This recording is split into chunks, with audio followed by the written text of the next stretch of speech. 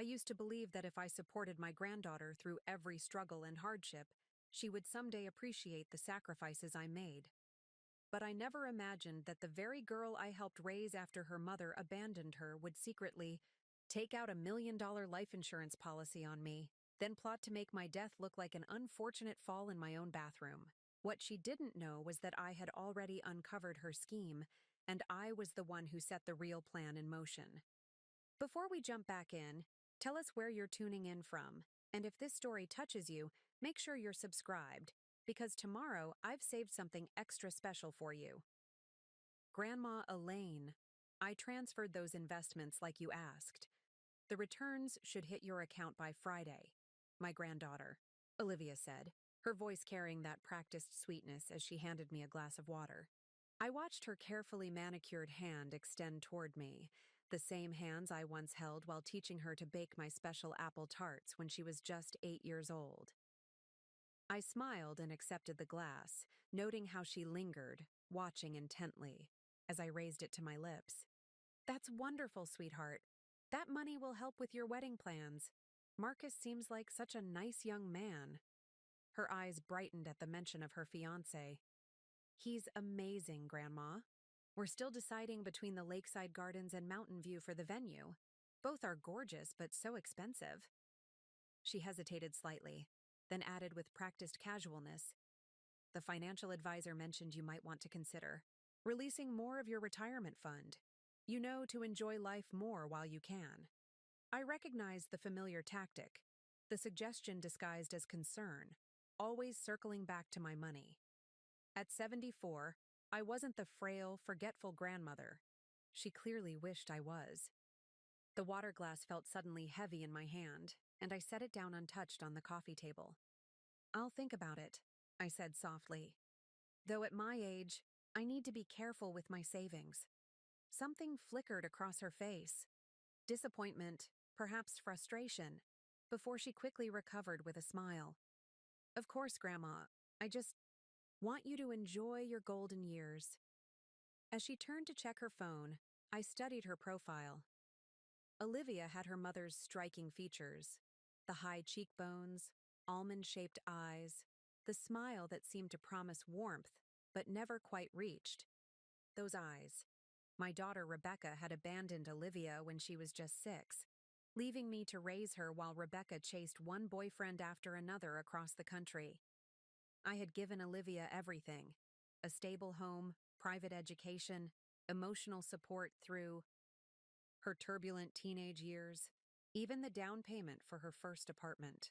Now, at 29, she visited me twice weekly with dutiful regularity, always bringing small gifts, always asking about my investments and retirement accounts.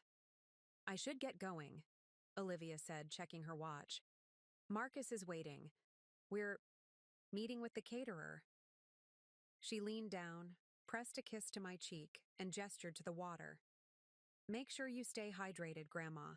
Dr. Wilson said it's important for your blood pressure. After she left, I waited 15 minutes before carefully pouring the water into a sealed container I had hidden in my knitting basket. It would be the 4th sample I'd collected this month. Something wasn't right, and I intended to find out what. The laboratory results had arrived yesterday, hidden in an envelope marked Garden Club newsletter, a precaution I'd taken to ensure Olivia wouldn't intercept it if she checked my mail, which she often did under the guise of helpfulness. The paper had trembled in my hands as I read the WAO findings. Trace amounts of colorless, odorless ethylene glycol, antifreeze, in every water sample. Not enough to kill immediately, but sufficient to cause gradual kidney damage that would appear as natural deterioration in someone my age. Sat in my quiet living room, surrounded by photographs documenting our life together. Olivia's graduation, her college acceptance, Christmas mornings and birthday celebrations, moments I'd treasured, believing we shared a bond that transcended blood. The betrayal burned like acid in my chest. What had turned the little girl who once crawled into my bed during thunderstorms into a woman who could methodically poison her own grandmother? Was it the money? The inheritances and life insurance she thought would come her way? Or had something in her always been broken in, a way I'd refused to see? I remembered the unexpected visit 3 months ago from Sandra, my former neighbor. She had moved to Arizona last year but stopped by while visiting relatives. I wasn't going to say anything, Sandra had whispered, her eyes darting nervously to the doorway as if Olivia might appear. But I overheard her at Jackson's Insurance, downtown, back before I moved. She was talking about a life insurance policy for an elderly relative. A big one. She mentioned your name, Elaine. I thought maybe you knew. I hadn't known. But that conversation had planted the first seed of suspicion, compelling me to start paying attention to patterns I'd previously ignored. The insistence that I take vitamins she provided, the water she always prepared, her sudden interest in managing my finances. The final confirmation came last week. While Olivia was supposedly using my bathroom, I noticed her rifling through my medicine cabinet, examining each prescription bottle carefully. When she emerged, she suggested, "I switch pharmacies to one that delivered, to make things easier for you, Grandma." The same evening, I discovered my will had been moved from its usual place in my desk drawer, the pages slightly out of order.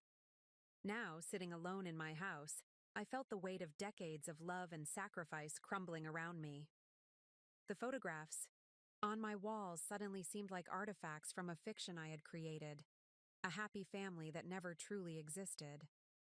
The granddaughter I thought I knew was a carefully constructed illusion. My hands trembled as I reached for the phone, not from fear, but from a cold, clear resolve that had crystallized inside me. Olivia believed she was dealing with a trusting, oblivious old woman. She had no idea that before retirement, I had spent 40 years as a paralegal specializing in estate fraud. I had seen countless scams, manipulations, and betrayals. I knew exactly how this game was played. "Dr. Wilson's office," a cheerful voice answered. "Yes, this is Elaine Garcia." "I need to speak with the doctor about some concerning test results," I said, my voice steady despite the storm brewing inside me. As I waited on hold, I glanced at the calendar where Olivia had helpfully circled my upcoming appointments. The lawyer, to simplify my estate, the financial advisor to consolidate my accounts, and the weekend trip to her lakeside cottage to get some fresh air. The perfect place for an elderly woman to have an unfortunate accident. What Olivia didn't realize was that I had already begun setting my own pieces into motion. The game she thought she was winning was about to change entirely. This wasn't just about survival anymore. It was about justice. And I intended to serve it cold. The morning sun filtered through my kitchen curtains as I heard the familiar sound of Olivia's car pulling into my driveway. 2 days had passed since I'd sent the water samples to the lab, and I had spent every waking hour since then meticulously documenting everything, photographing the tainted water containers, recording our conversations on my old dictaphone hidden in my cardigan pocket, and writing detailed notes of every suspicious interaction over the past 6 months. I smoothed my cardigan, took a steadying breath, and prepared to give the performance of my life. "Grandma, I brought those scones you love from Mulligan's Bakery," Olivia called out cheerfully as she let herself in with her key. She appeared in the kitchen doorway, a pastry box in one hand and her designer purse in the other. Today she wore an expensive-looking cream blouse and tailored pants, clothes that cost more than a month of my pension, despite her modest job as an event coordinator. "That's so thoughtful, sweetheart," I said, smiling warmly as if nothing had changed, as if I didn't know that she was slowly poisoning me. "I was just about to make some tea." "Let me do that for you," she insisted quickly, setting down her things and moving toward the kettle. "You shouldn't be on your feet so much." I watched her carefully as she prepared the tea, noting how she positioned herself to block my view of the cups.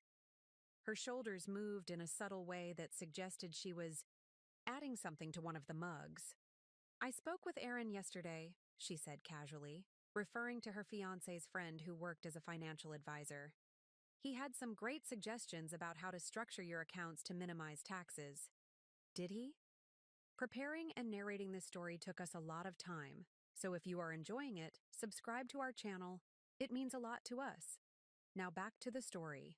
I settled into my chair at the kitchen table, maintaining my expression of mild interest. That's nice of him to think of me. She set the tea in front of me, and I noticed how her eyes fixed momentarily on the mug, a flicker of anticipation crossing her features. He said, "We should meet next week. Given your health concerns lately, it makes sense to simplify everything." "My health concerns?" I echoed, feigning confusion. "Grandma, you know you've been more forgetful lately." Her voice took on that condescending gentleness that made my skin crawl. "Last week, you couldn't remember where you put your checkbook, and Dr. Wilson mentioned your kidney function tests weren't ideal." Of course they weren't, not with what she'd been putting in my water. I wondered how she'd gained access to my medical information, but then remembered she'd insisted on driving me to appointments lately, always finding reasons to speak with my doctor privately. "I suppose you're right," I conceded, lifting the tea but not drinking it. "Speaking of finances, I've been thinking about the future." Olivia leaned forward eagerly, her interest visibly piqued. "Oh?" "I've worked so hard all these years, saved everything I could." I sighed dramatically. "What's the point if I can't help my family? Maybe it's time I updated my will, made things clearer." The gleam in her eyes intensified, though she quickly masked it with a concerned frown. "Grandma, don't talk like that. You're going to be around for years yet." "Not if she had her way," I thought bitterly. Still, at my age, it's sensible to be prepared. I reached across the table and patted her hand. "You're all I have, Olivia. Everything I've built, all I've saved. It's for you." She squeezed my hand, in return, and I suppressed a shudder at her touch. "Thank you, Grandma. But really, I'd rather have you than any inheritance." The lie hung in the air between us, almost tangible in its audacity. I nodded as if moved by her sentiment. "Actually," I continued, "I've been wondering if I should sell the house. It's too big for just me, and the stairs are getting difficult." Olivia's eyes widened slightly. The house, my mortgage-free, three-bedroom colonial in one of the city's most desirable neighborhoods, was worth nearly $650,000. "Really? What would you do instead?" "I thought perhaps I could move in with you and Marcus after the wedding." I watched her expression carefully. "Just temporarily, until I find a smaller place. I'd contribute to your household expenses, of course." The flash of horror that crossed her face was almost comical. "Oh, Grandma, I don't know if that would work. Our condo is so small, and you'd hate being away from your garden." "You're probably right," I conceded. "Maybe I should just stay here. The money from selling would only complicate my taxes anyway." I deliberately looked down at my tea, then back at her with a conspiratorial smile. "Between you and me, I've been thinking of making a significant cash gift to you before the wedding, something the government doesn't need to know about." That got her attention. Her posture straightened, her focus sharpening like a predator spotting prey. "What kind of gift?" "I have some money that never went into the bank," I said in a lowered voice. "From your grandfather's life insurance. I've kept it in the house all these years. This was completely fabricated. My late husband Harold's modest insurance policy had gone entirely toward paying off our mortgage decades ago. But I needed to offer bait that would be irresistible." How much?" Olivia stammered, trying and failing to sound casual. "Around 90,000, I whispered. "In cash. I've never told anyone." Her eyes widened, genuine surprise replacing her calculated expressions. This wasn't part of her plan. This was better than her plan. "Where do you keep it?" she asked, then quickly added, "I mean, is that safe, Grandma? Having so much cash in the house?" "It's well hidden," I assured her with a wink. "I'll show you. Before your lakeside trip this weekend, it can be my early wedding present." Olivia's face lit up with unmistakable greed. "That's incredibly generous," she breathed, reaching for her phone. I should let Marcus know our weekend plans are still on. As she texted furiously, I used the opportunity to pour my tea into the potted plant beside me when she wasn't looking. When she glanced back, I was holding an empty cup. Delicious tea, dear. Thank you. She smiled with satisfaction, clearly believing her plan was progressing perfectly. Meanwhile, I mentally reviewed the contents of the safety deposit box at my bank. The lab results, the recorded conversations, the financial documentation showing how she'd attempted to manipulate my accounts. The weekend at the lakeside cottage was approaching. Olivia believed she was orchestrating my final days. She had no idea I was writing the script. I never intended to eavesdrop. Even after discovering what Olivia had been doing, some part of me still hoped there might be an explanation, something that could soften the brutal reality that my own granddaughter was trying to kill me. The day after our conversation about the non-existent cash, Olivia returned unexpectedly. I had been resting in my bedroom when I heard her key in the lock. Curious about this unscheduled visit, I remained quiet, listening to her movements downstairs. She wasn't alone. "It's perfect," I heard her say. "The bathroom is upstairs at the end of the hall. Grandma always takes a bath before bed. Her balance isn't good anymore." A male voice responded, not her fiancé Marcus, but someone with a deeper, rougher tone. "And you're sure about the money? 90,000 in cash?" "That's what she said," Olivia replied. "Plus the insurance money after everything's done. $1 million, straight to me as the beneficiary." My hand instinctively covered my mouth to stifle a gasp. Hearing it stated so plainly, so coldly, was different from suspecting it. "What about security systems?" the man asked. "Cameras?" Olivia laughed. "She's an old lady living alone. The only security system is the deadbolt, and I have a key." I eased off my bed silently, my heart pounding, and crept closer to my bedroom door to hear better. "The lakeside cottage is even more isolated," Olivia continued. "No neighbors for half a mile. We can make it look like she wandered out at night, confused, and fell into the water. By the time anyone finds her, the antifreeze will be hard to detect. The medical examiner will see an elderly woman with kidney problems who accidentally drowned." I felt ice spreading through my veins. This wasn't just opportunistic poisoning. This was a calculated murder plot. "You've put a lot of thought into this," the man observed, sounding impressed. "I've been planning it for months," Olivia said, a note of pride in her voice. "The antifreeze was just to weaken her, make her seem more confused and frail to everyone. Dr. Wilson already thinks she's declining rapidly. How long have you been dosing her?" "About 4 months, small amounts, nothing that would raise alarms, just enough to damage her kidneys gradually." 4 months. The timeline matched perfectly with when I'd started feeling unusually tired and experiencing strange symptoms. I'd attributed it to age, to the natural decline of my body. How blind I had been, how trusting. "What about the old woman's neighbors? Won't they be suspicious?" the man asked. "Everyone already knows she's been confused lately," Olivia said, and I could hear the air quotes in her voice. "I've made sure of that. Told the neighbors she's been forgetting things, making up stories. Mrs. Kravitz next door thinks she has early dementia." My legs nearly gave out beneath me. It wasn't enough that Olivia was poisoning me. She had been systematically destroying my reputation and credibility as well, preparing the ground so that no one would question my death. I heard footsteps on the stairs, and I retreated quickly, silently, back to my bed. Through my barely open door, I saw Olivia leading a tall, rough-looking man down the hallway toward my bathroom. "See? The tub is old, no safety rails. We remove the bath mat, maybe leave some water on the floor. She slips, hits her head, and that's that. But the lake is still cleaner. No questions about why she was taking a bath in the first place." The man nodded, studying the bathroom layout with professional interest.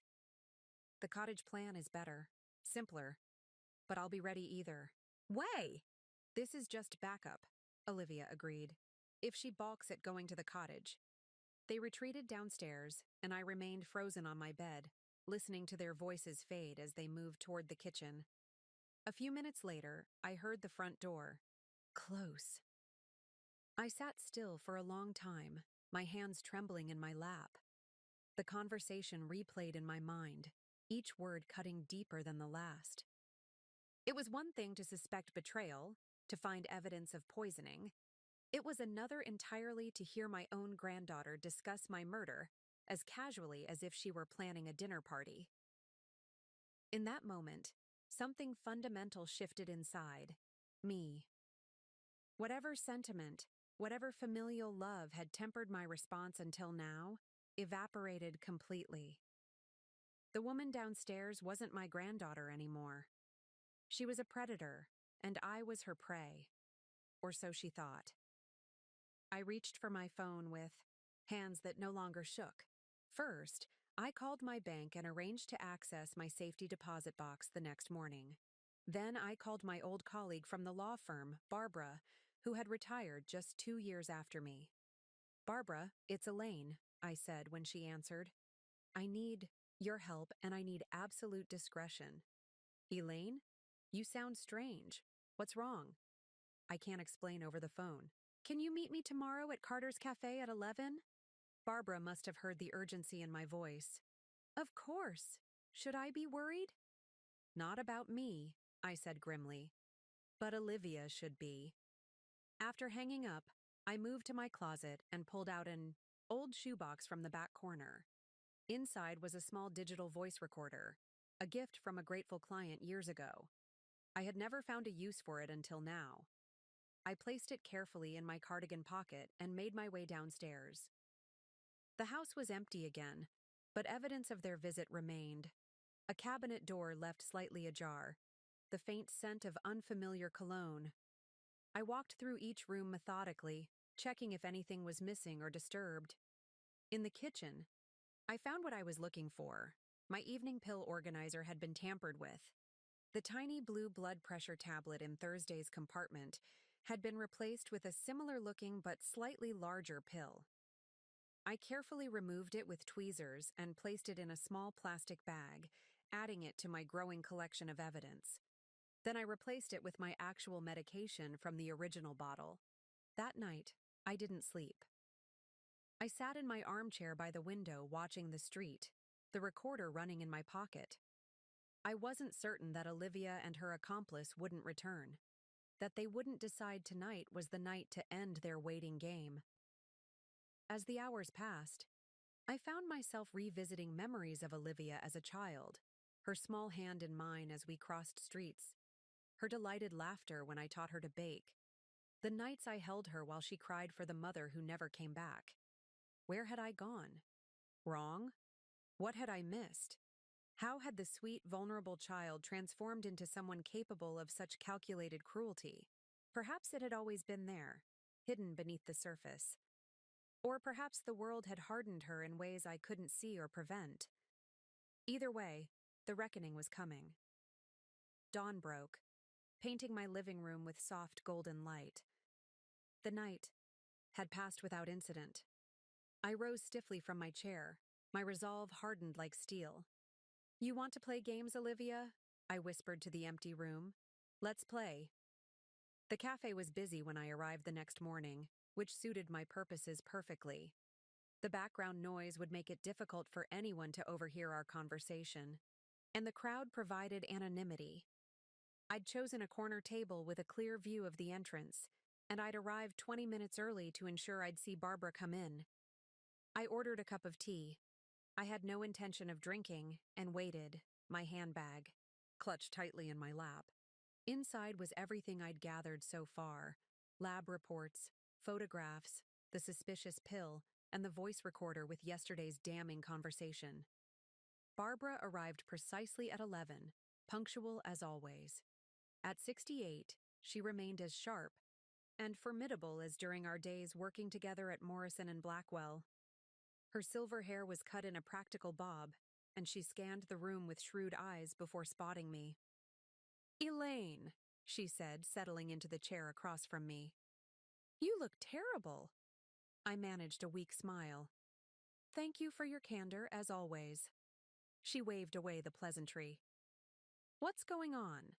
You sounded like you were planning someone's funeral." On the phone. "Not mine," I said quietly, "though that's what Olivia has been planning." Barbara's expression didn't change, but her posture straightened. She'd always been good at receiving shocking information without revealing her reaction, a skill that had served her well during 4 decades as a paralegal, specializing in criminal cases. "Explain," she said simply, and so I did. I laid out everything chronologically, from the first suspicions to yesterday's overheard conversation. I showed her the lab reports and played a portion of the recording. Throughout my explanation, Barbara remained silent, taking notes in the small leather-bound notebook she always carried. When I finished, she closed her notebook and looked at me with the same analytical gaze I'd seen her direct at countless legal puzzles over the years. "You have enough evidence for the police," she said finally. "I know." I stared down at my untouched tea. "But I'm not going to the police, not yet." Barbara raised an eyebrow. "Why not? This is attempted murder, Elaine." I leaned forward. "Because I want her to admit what she's done, to my face. I want to understand why. And—" I hesitated, then continued. "I want her to face consequences that can't be dodged with a clever lawyer or a plea deal." "What exactly are you planning?" Barbara's voice held a note of caution. "Justice," I said simply. "But I need your help." After our meeting, I walked home slowly, my mind churning with everything we'd discussed. Barbara had agreed to help, though reluctantly. She'd always been the more cautious of us, preferring to work within the system despite its flaws. But she also understood my need for answers, for a reckoning that went beyond the clinical process of the legal system. When I reached my house, I paused at the front step, suddenly overwhelmed by what it represented. This had been my home for 43 years. I'd raised my daughter Rebecca here, and later Olivia. Every corner held memories. Christmas mornings, birthday celebrations, quiet evenings reading stories before bedtime. I had believed it was a place of safety, of love. Now it felt tainted, poisoned like the water Olivia had been giving me. Inside, I moved from room to room as if seeing the house for the first time. The floral couch where I'd held Olivia through her nightmares. The kitchen table where we'd done homework together. The backyard where I'd taught her to plant spring bulbs. In the living room, I stopped before the large family photo taken at Olivia's college graduation. She stood between me and Harold, her smile radiant, her future seemingly bright and full of promise. My late husband's arm was around her shoulders, his face beaming with pride. "What would you do, Harold?" I whispered to his image. "How did we fail her so completely?" Grief washed over me in waves, not just for my own betrayal, but for the granddaughter I thought I knew. The girl in that photograph was gone, if she had ever truly existed at all. In her place was a stranger wearing a familiar face, a predator with cold, calculating eyes. I sank onto the couch, finally allowing the tears I'd been holding back. They came in silent streams at first, then in deep, wrenching sobs that left me gasping. I grieved for the relationship I'd thought we had, for the love I'd given so freely and completely. I grieved for the future family gatherings that would never happen, for the great-grandchildren I would never hold. Most of all, I grieved for the little girl who had once trusted me with her fears and dreams, who had looked at me with genuine adoration. What had happened to twist that child into someone capable of such calculated cruelty? When the tears finally subsided, I felt hollow, emptied of sentiment. In that emptiness, something else began to grow. A cold, clear resolve that left no room for hesitation or second thoughts. I went to my bedroom and opened the closet, pulling out an old leather suitcase from the top shelf. Inside were keepsakes I'd preserved from Olivia's childhood. Report cards, artwork, school photographs charting her growth from a gap-toothed 6-year-old to a polished high school graduate.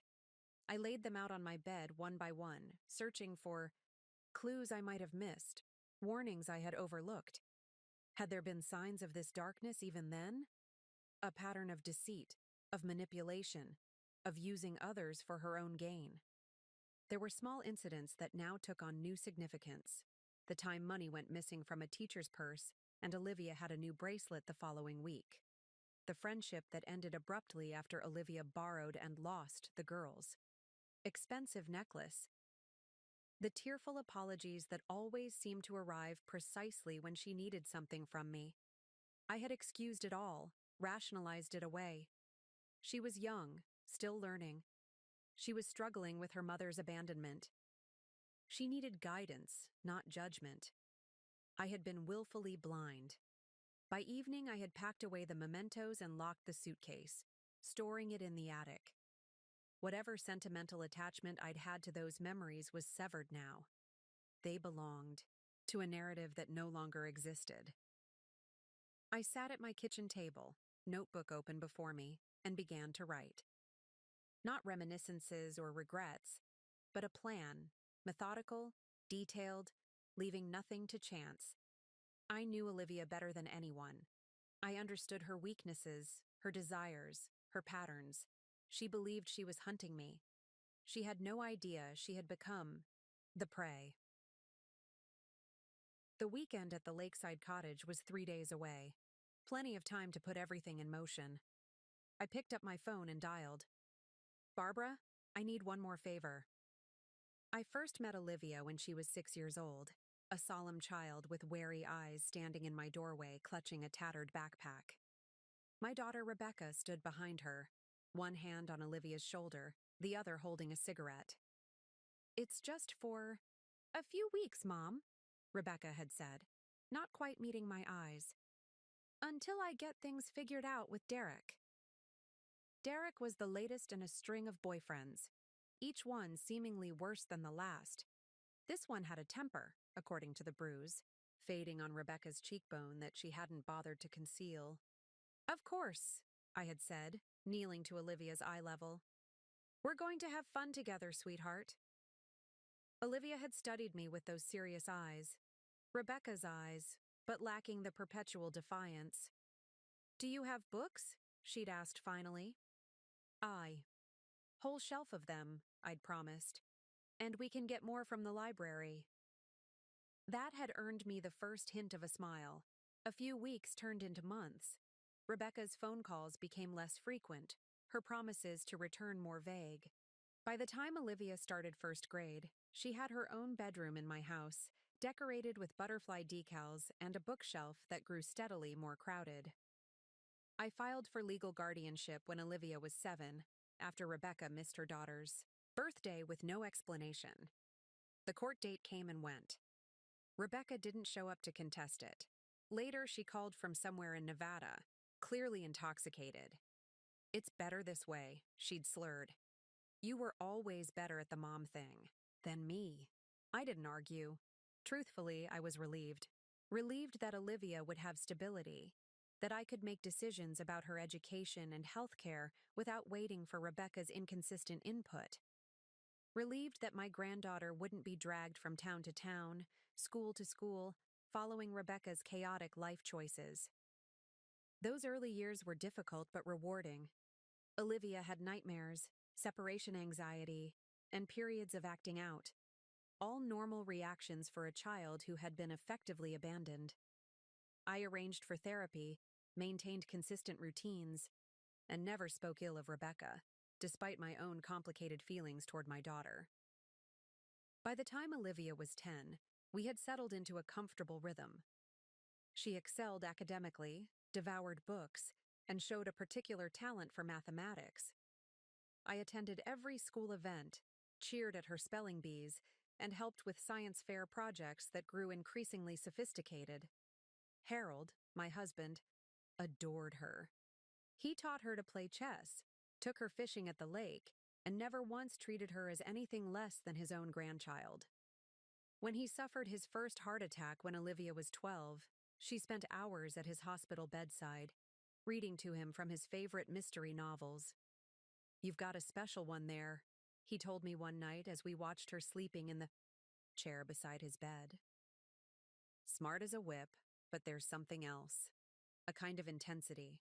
She's going to make her mark on the world." I had nodded, swelling with pride. She just needs the right opportunities. Looking back now, I wondered if Harold had sensed something I had missed. Had that intensity he observed been the first sign of something darker? Or had life's hardships twisted what could have been ambition and determination into something more sinister? The cracks began to show during Olivia's teenage years. Small, lies at first, about homework completion, about where she'd been after school. Then larger deceptions. The credit card I didn't remember applying for, arriving in the mail with her name on it. The weekend study group that turned out to be an unsupervised party where police were called. Each time she had explanations, apologies, tears. And each time I chose to believe her, to give her another chance. She was a teenager, I reasoned. Testing boundaries was normal. Besides, hadn't she earned some grace? After all she'd been through with Rebecca's abandonment?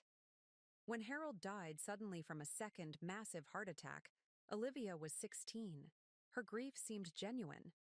She organized his photographs, created a memorial slideshow for the funeral, and slept with his old cardigan for weeks afterward.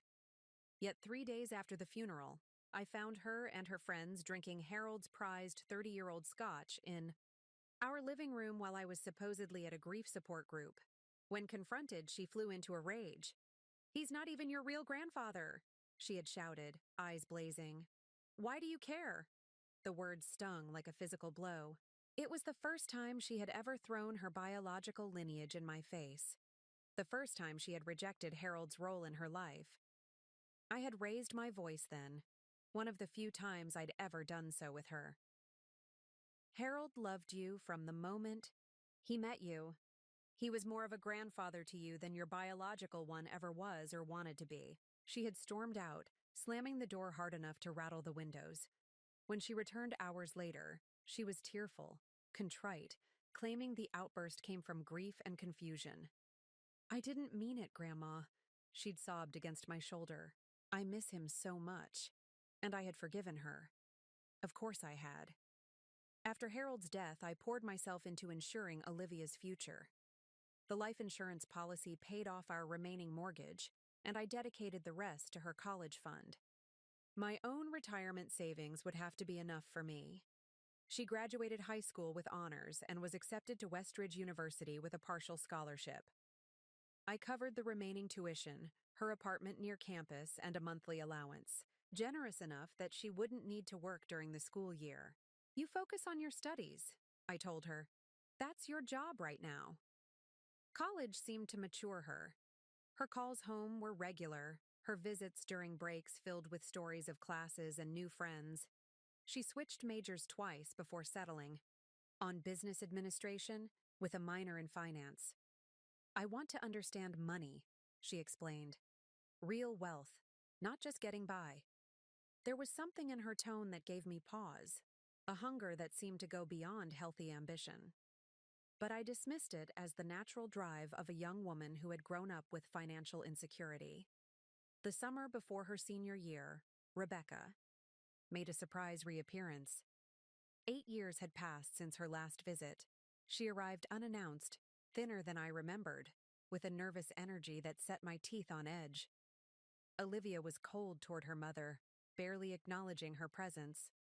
When Rebecca tentatively suggested they spend some time together, just the two of them, Olivia had laughed. "What would be the point?"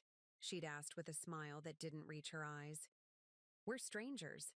Rebecca had flinched, but nodded. "That's fair. I just thought maybe we could try." "Try?" Olivia's voice had taken on an edge I'd never heard before. "You didn't try when I was 6 or 7 or for my birthdays or Christmases. Why start now?" I had intervened then, suggesting we all have dinner together. But the evening was a disaster. Rebecca asked about Olivia's college experience, her friends, her plans after graduation. Olivia answered in monosyllables, each response more cutting than the last. After dinner, when Olivia had gone upstairs, Rebecca sat at my kitchen table, hands wrapped around a mug of coffee she wasn't drinking. "She hates me," she said quietly. "She's hurt," I had corrected, though I wasn't entirely sure that was accurate. The emotion I'd seen in Olivia's eyes hadn't looked like pain. It had looked like contempt. Rebecca left the next morning. 3 months later, we received news that she had died of an overdose in a motel room in Arizona. The memorial service was sparsely attended. Olivia sat dry-eyed through the brief ceremony, left immediately afterward, and never mentioned her mother again. I grieved for my daughter, for the troubled, beautiful girl she had been, for the woman she never had the chance to become. I grieved for the relationship she and Olivia might have rebuilt someday, but mostly, I grieved for the little girl who had once asked about her mommy every night before bed, who had kept Rebecca's faded photograph under her pillow until she was 10. That little girl seemed gone, replaced by someone I sometimes struggled to recognize. After graduation, Olivia moved back home briefly before finding a job at an event planning company and her own apartment in the city. Our relationship settled into a comfortable routine. Sunday dinners, occasional shopping trips, holiday celebrations. If she seemed more interested in my financial affairs than my daily life, I attributed it to her business education and practical nature. If her visits became more frequent after I mentioned updating my will, I told myself she was simply being attentive to my needs as I aged. When had the subtle shift occurred? When had attentiveness become calculation? When had my granddaughter begun to see me not as family, but as an obstacle between her and what she wanted? Perhaps the seeds had always been there, dormant, waiting for the right conditions to grow. The sacrifices began small, almost imperceptible. A missed dinner with friends to attend Olivia's school play, postponing a vacation so I could help her, prepare for final exams. Ordinary grandparent choices that felt natural, even joyful at the time. But as the years passed, the pattern deepened, etching itself into the very foundation of my existence. My life gradually rearranged itself with Olivia at its center, my own dreams and needs quietly stepping aside to make room for hers. When Olivia was 14, I had been offered a promotion at the law firm, office manager, with a substantial salary increase and the opportunity to finally use my business degree. The position required longer hours and occasional weekend work. That same week, Olivia made the debate team. Competitions would be held on Saturdays throughout the school year, often in neighboring cities that required transportation. I declined the promotion without hesitation. "Are you sure?" Harold had asked, watching me call the firm. "We could hire a driver for Olivia's competitions. This is a big opportunity for you." "There will be other opportunities," I said, already writing the debate schedule on our kitchen calendar. "This is important to her." Harold didn't argue, but I caught the concern in his eyes. He had always been gently protective of my independence, worried that my tendency to put others first would eventually leave nothing for myself. When Olivia decided to apply to Westridge University, a prestigious school with tuition far beyond what we had saved, I took on freelance paralegal work in the evenings. For 2 years, I worked 60-hour weeks, carefully adding every extra dollar to her college fund. "Mom, you're running yourself into the ground," Rebecca said during one of her rare visits. She had watched me fall asleep at the dinner table, fork still in hand after a 14-hour day. "It's temporary," I insisted. "Olivia deserves the best education we can give her." Rebecca gave me a strange look. "At what cost? Your health? When does she start giving back?" I had bristled at the question, defensive of Olivia in a way I had never been of Rebecca. "She gives back every day. Her success will be my reward." The Kai. Truth was more complicated. Olivia rarely acknowledged the sacrifices, seemed to view them as her due. When she was accepted to Westridge with a partial scholarship, her focus wasn't on the tuition gap I would need to fill, but on which dorm would offer the best social connections. Still, I told myself this was normal. She was young, focused on her future. Gratitude would come with maturity. When Harold died, my world collapsed. He had been my partner for 41 years, my steadiest support, my greatest love. The grief was overwhelming, a physical weight pressing against my chest, making it difficult to breathe. Olivia had her own grief to process, I knew, but I was struck by how quickly her concerns turned practical. "What did the life insurance pay out?" she asked 2 weeks after the funeral.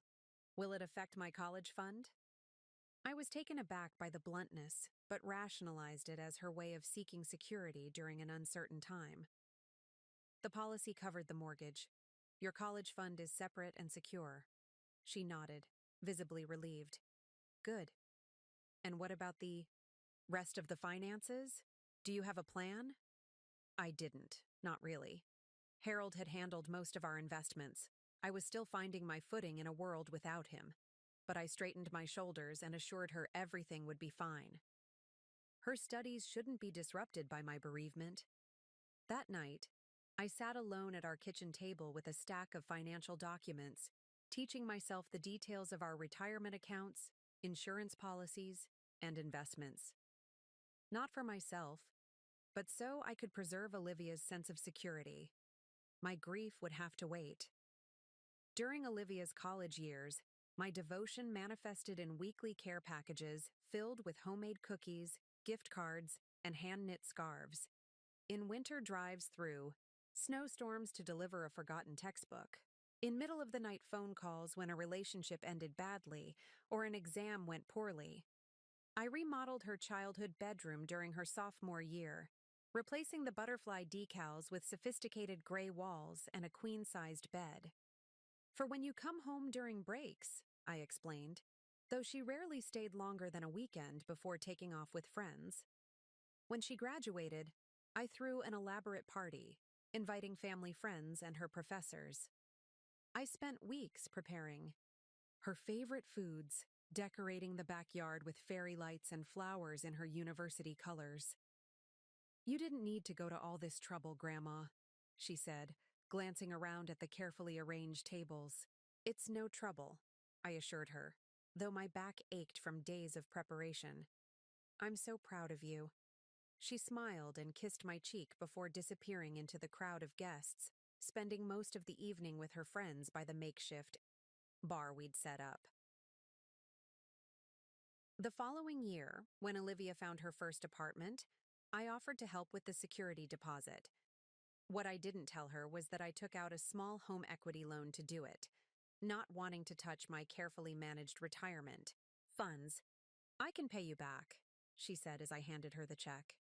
"No need," I insisted. "Consider it a housewarming gift." She never mentioned repayment again. When Olivia met Marcus 2 years ago, I was cautiously optimistic. He seemed steady, responsible, a financial analyst with a quiet demeanor that balanced Olivia's more assertive personality. "He's good for her," I confided to Barbara over lunch. "Grounding." "And he has money," Barbara observed wryly. "Which doesn't hurt." I had bristled slightly at the implication. "Olivia's not materialistic." Barbara raised an eyebrow but said nothing further. When they got engaged 6 months ago, I was among the first to know. Olivia called, her voice breathless with excitement. "He proposed 2 carats, emerald cut, platinum band," she gushed. I noted that the ring's specifications came before any mention of love or future plans, but pushed the thought aside. "That's wonderful, sweetheart. When do I get to celebrate with you both?" Actually, she hesitated slightly. "We were wondering if we could use your backyard for the engagement party. Professional venues are so expensive, and your garden is gorgeous. In spring." "Of course," I agreed immediately. "I'd be honored." The simple backyard gathering evolved into a catered event for 60 people. I spent thousands renovating the garden, hiring professional landscapers to create the perfect backdrop for Olivia's special day. During the party, I overheard Marcus asking Olivia about the cost. "Your grandmother paid for all this?" Olivia shrugged. "She wanted to. She has the money." I pretended not to hear, busying myself with refilling drink pitchers. 3 months later, when they began looking at wedding venues, Olivia casually mentioned that the average wedding in our area cost nearly $40,000. "That's quite an investment," I said carefully. "Well, you only get married once," she replied, then added with a laugh, "Hopefully." I understood the unspoken expectation. I had funded everything else in her life. Why would her wedding be different? That evening, I reviewed my finances. My retirement account was healthy, but not extravagant. The house was my most significant asset. I could take out another equity loan, perhaps, or sell some of Harold's collectibles. I never questioned whether I should contribute. That was what grandmothers did, wasn't it? Sacrifice, support, give without expectation of return. It was only later, after discovering Olivia's betrayal, that I realized the true cost of my devotion. Not just in dollars spent or opportunities declined, but in the person it had allowed her to become. Someone who could look at the woman who had raised her, who had given everything, and see nothing but an obstacle to inheritance. Someone who could serve poison with a smile. I had given Olivia my life.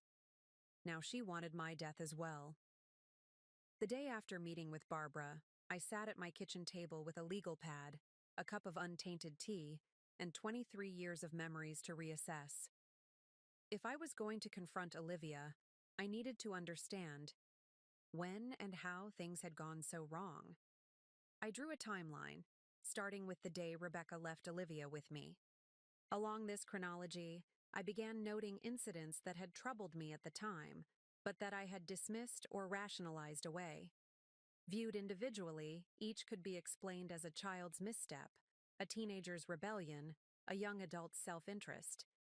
But together, they formed a pattern I had been willfully blind to for decades. When Olivia was 9, her teacher called me about a missing bracelet. A classmate's birthday gift had disappeared from her desk and somehow ended up among Olivia's things. Olivia claimed the girl had given it to her, which the classmate vehemently denied. Children often misunderstand the concept of ownership, the teacher had explained gently. Olivia may have convinced herself it was a gift. I had nodded, apologized, and later that evening sat Olivia down for a gentle conversation about respecting others' belongings. She had listened solemnly, eyes wide and tearful, promising it would never happen again. 2 weeks later, I found a small gold locket in her jewelry box, one I recognized as belonging to our elderly neighbor, Mrs. Finch. When questioned, Olivia burst into tears. "She showed it to me last week when I helped bring in her groceries," she sobbed. "I thought she was giving it to me. I didn't mean to steal it." I had returned the locket with my own tearful apologies. Mrs. Finch was gracious, insisting it was a simple misunderstanding. I believed that too, wanted to believe it. But now, thinking back, I remembered the calculation in Olivia's eyes before the tears began. How quickly the story came, fully formed. How she had volunteered to help Mrs. Finch that day, something she had never offered to do before or since. At 12, Olivia went through a phase of finding money around the house. $20 from my purse, $30 from the grocery fund, $50 from the envelope where I kept emergency cash. "It was on the floor," she would insist. "I was going to tell you, but I forgot." Each time I would explain the importance of honesty, of immediately returning money that wasn't hers. Each time she would appear contrite, only for the pattern to repeat weeks later. When I mentioned my concerns to her therapist, he suggested it might be related to the financial insecurity of her early years with Rebecca. Perhaps having money made her feel safe. That made sense. I stopped leaving cash where she might find it, and the incident ceased. Problem solved, I thought. But had it been? Or had she simply become more selective, more careful about what she took and when? In high school, her friend group shifted, constantly. Girls who had been inseparable from Olivia for months would suddenly disappear from her life, replaced by new companions. When I asked about these vanished friends, Olivia would shrug. "We grew apart," she'd say. Or, "She got jealous when I was made team captain." Or, "Her boyfriend kept hitting on me, so it got weird." There was always a plausible explanation that positioned Olivia as either the victim or the reasonably aggrieved party. I never questioned deeper, never reached out to the parents of these former friends to hear their side. Why hadn't I? Because I didn't want to know, I realize now. Because the pattern might have become too clear to ignore. The incidents continued, into adulthood, evolving in sophistication. There was the misunderstanding with her college roommate, who accused Olivia of using her credit card for online shopping. Olivia had called me in tears, insisting it was a mistake, that she'd thought she was using her own card on a shared computer. I paid the disputed charges without question. Of course it was a mistake. Olivia wouldn't steal, especially not in such an easily traceable way. Then there was the job she left under murky circumstances, something about office politics, and a jealous supervisor who had sabotaged her work. She never provided details and I never pressed. Instead, I supported her financially during her 3-month job search, relieved when she found a position at the event planning company. Most telling, perhaps, were the boyfriends. Before Marcus, there had been a string of men, each relationship ending abruptly once Olivia had extracted what she needed: connections to internships, access to exclusive social circles, expensive gifts. The pattern was so consistent, it was almost clinical. Identify target, charm, extract value, discard. I had attributed this to her fear of abandonment, her difficulty trusting after Rebecca's desertion. "She's protecting herself," I told Harold, once after a particularly calculated breakup. "She leaves before she can be left." Harold hadn't been convinced. "There's strategy there, Elaine. It's not fear driving those decisions." I didn't want to believe him then. I couldn't bear to think that my granddaughter, the child I had poured my heart and soul into raising, could be so deliberately manipulative. But the evidence was becoming overwhelming. As I continued my timeline, more recent events took on sinister, new meanings. 6 months ago, Olivia had suddenly developed an interest in my health, asking detailed questions about my medications, suggesting supplements, researching doctors. "I just want you to be around for a long time, Grandma," she'd said when I expressed surprise at her new concern. 4 months ago, when the poisoning likely began according to what I'd overheard, she started bringing water and tea during her visits, insisting I stay hydrated. Always watching me drink, always disposing of the glasses herself afterward.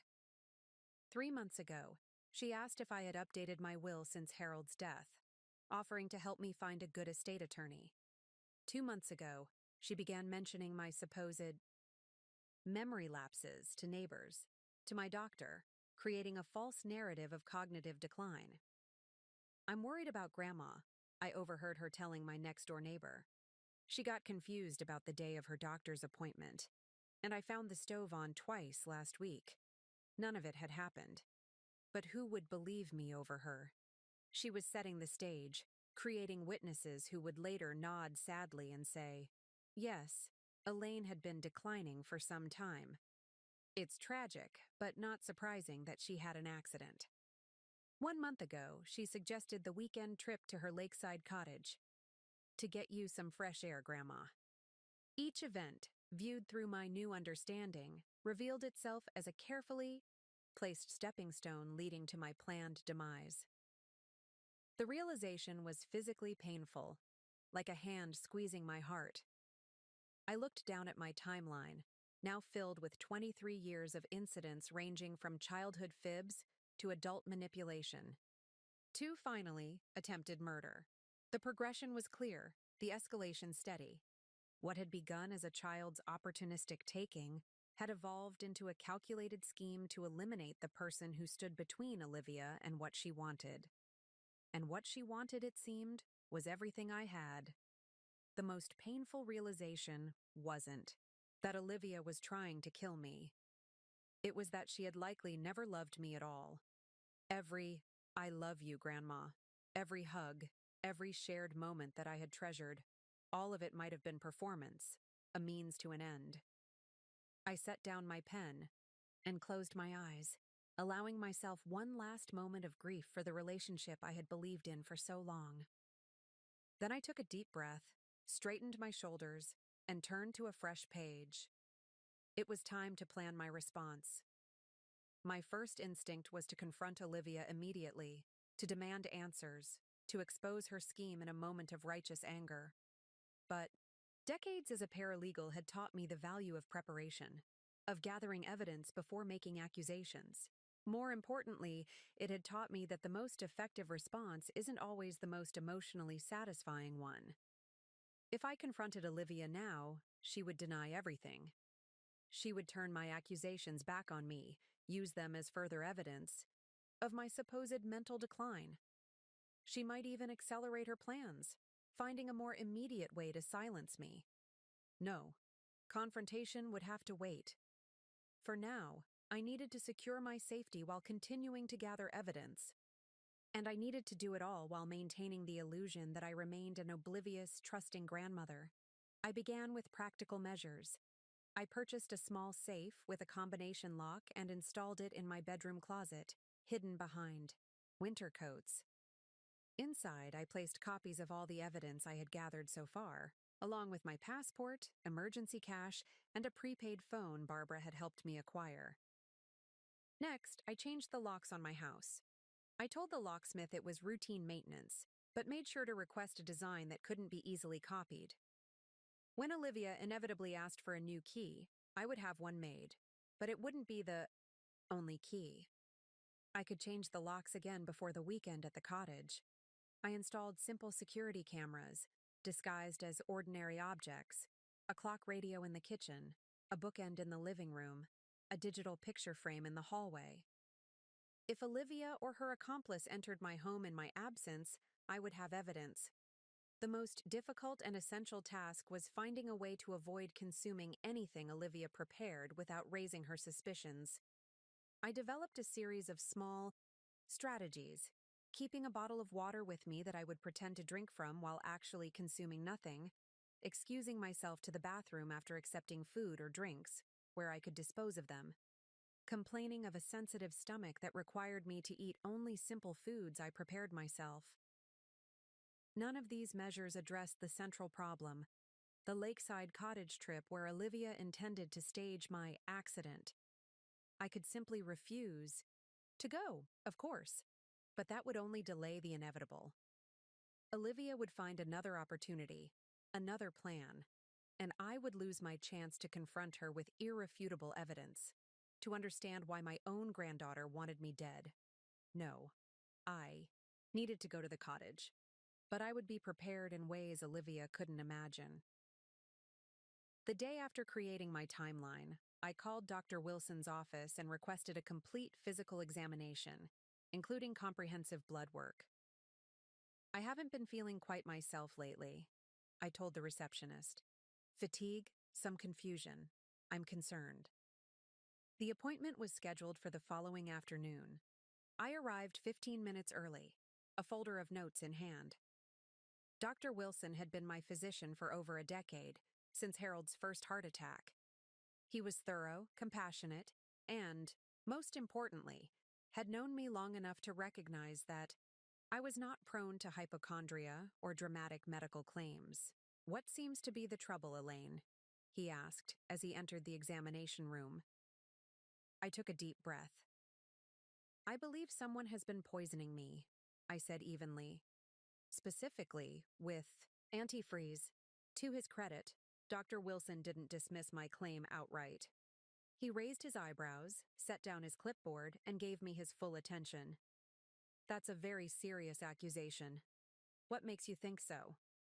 I handed him the laboratory results from the key, water samples along with a typed timeline of my symptoms over the past 4 months. Unexplained fatigue, occasional confusion, nausea, headaches. These are consistent with ethylene glycol poisoning, I said, especially when administered in small doses over time. Dr. Wilson reviewed the lab results carefully, his expression growing increasingly grave. This is disturbing, he said, finally. If accurate, these levels could indeed cause the symptoms you've described, potentially leading to kidney damage or failure if continued. I need 2 things from you, I said, my voice steady despite the surreal nature of the conversation. First, comprehensive tests to determine if there's been any organ damage. Second, documentation of the poisoning for legal purposes. He nodded slowly. We'll do a full workup. Blood, urine, kidney function tests. If what you're saying is true, there should be markers in your system. He hesitated, then asked the question I had been dreading. Elaine, who do you believe is doing this to you? I met his eyes directly. My granddaughter, Olivia. His expression registered shock, then doubt, then concern. Are you certain? Could there be another explanation? I wish there were, I said quietly, and proceeded to share the evidence I had gathered. The overheard conversation, the life insurance policy, the altered medications. By the time I finished, Dr. Wilson's initial skepticism had transformed into horrified belief.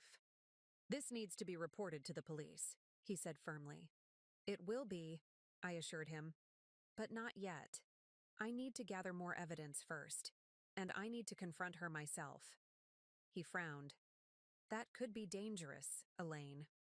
Which is why I need to be healthy and clear-headed, I replied. Please run the tests. Document everything. But keep it confidential for now. Dr. Wilson reluctantly agreed, on the condition that I would allow him to contact authorities immediately if my health appeared in imminent danger. The tests were extensive and would take several days for complete results, but preliminary findings confirmed what I already knew. I had been systematically poisoned for months. As I left the medical center, I felt a strange sense of validation mixed with profound sadness. There was something particularly devastating about having medical science confirm what my heart had been struggling to accept, that someone I loved was actively trying to kill me. The next item on my agenda was potentially the most difficult. I needed to contact the insurance company without alerting Olivia. If she had indeed taken out a policy on my life, I needed to know the details, the amount, the terms, and most importantly, whether there were any exclusions that might hint at her planned accident. Barbara had suggested a direct approach. Just call them, she said. You're the insured party. They'll have to tell you. But if Olivia had forged my signature or used some other deception, the company might contact her as the policy owner. I couldn't risk tipping my hand. Instead, I visited the local office of Jackson's Insurance in person, dressed differently than my usual style. A smart business suit instead of my typical casual attire, hair pulled back, makeup applied with a heavier hand than normal. I'm considering a life insurance policy, I told the agent who greeted me. But I have some concerns about whether I might already be insured through a family member's policy. My granddaughter recently mentioned something about it, but I'm afraid the details escape me. Would you be able to check your system? The agent looked sympathetic. Of course. What's your name and date of birth? I provided the information, watching carefully as she typed. Her expression shifted subtly as she viewed the screen. A slight widening of the eyes, a quick glance at me, then back to the monitor. Ah, yes, she said after a moment. It appears there is a policy. Quite a substantial one, in fact. It was taken out approximately 4 months ago, exactly when my symptoms had begun. The timing was no coincidence. Would you be able to print the details for me? I asked casually. I'd like to avoid duplicating coverage. She hesitated. Normally, we would need the policy owner's permission. However, since you're the insured party, she seemed to make a decision. I'll print a summary. For you. It won't have all the details, but it should give you the basics. The summary she provided confirmed my worst fears. A $1.2 million policy with Olivia as the sole beneficiary.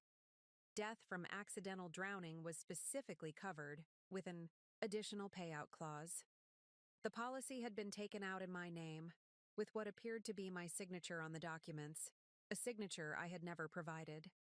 I thanked the agent and left with the summary folded carefully in my purse, another piece of evidence for my growing collection. The puzzle was becoming clearer, the picture it revealed increasingly disturbing. That evening, as I added the insurance documents to my safe, my phone rang. Olivia's name flashed on the screen. I took a deep breath, slipped back into the role of unsuspecting grandmother, and answered with a warmth I no longer felt. "Hi, sweetheart," I said cheerfully. "I was just thinking about our weekend trip." "Everything's set for this weekend," Olivia said, her voice bubbling with an enthusiasm that now sounded sinister rather than sweet.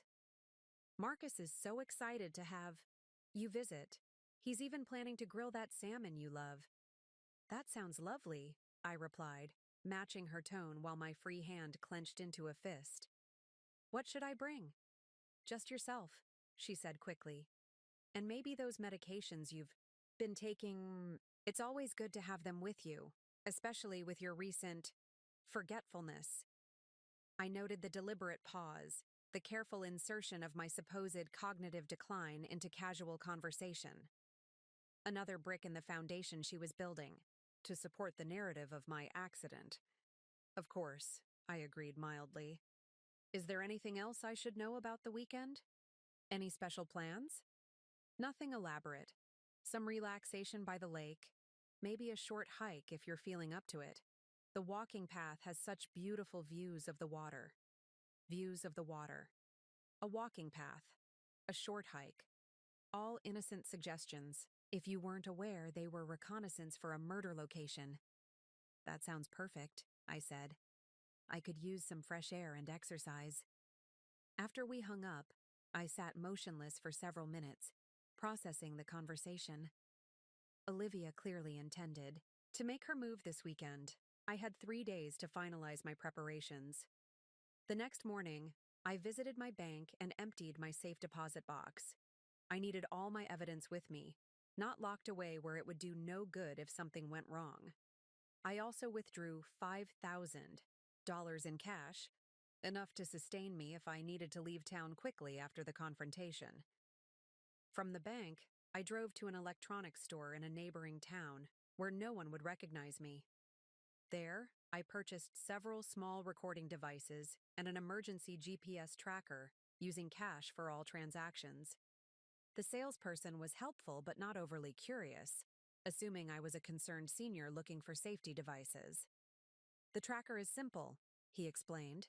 "Just activate it here, and anyone with the companion app can locate you within a few feet. Great for hiking or if you're concerned about medical emergencies." "Exactly what I need," I agreed, thinking how ironic it was to be preparing for a medical emergency that my granddaughter was planning to orchestrate. My next stop was more difficult, emotionally, not logistically. I drove to the police station in town, where I asked to speak with Detective Morgan, an officer I knew slightly through Harold's volunteer work with the department's community outreach program. The detective was in her late 40s, with shrewd eyes and the composed demeanor of someone who had seen too much to be easily shocked. She listened without interruption as I outlined my situation, examining each piece of evidence I presented with methodical attention. "Mrs. Garcia," she said finally, "you've built a compelling case. We could pursue charges based on what you've already gathered. The poisoning alone is attempted murder." "But would it be enough for a conviction?" I asked. Her slight hesitation gave me my answer. "The evidence is circumstantial," she admitted. "Strong, but circumstantial. A good defense attorney would argue that the water samples could have been contaminated elsewhere, that the insurance policy was taken out with your knowledge, but you've forgotten due to cognitive issues. Exactly the narrative your granddaughter has been establishing. Which is why I need more, I said. Something irrefutable. A confession. Detective Morgan shook her head firmly. I cannot condone you putting yourself in danger to obtain a confession. The risk is too great.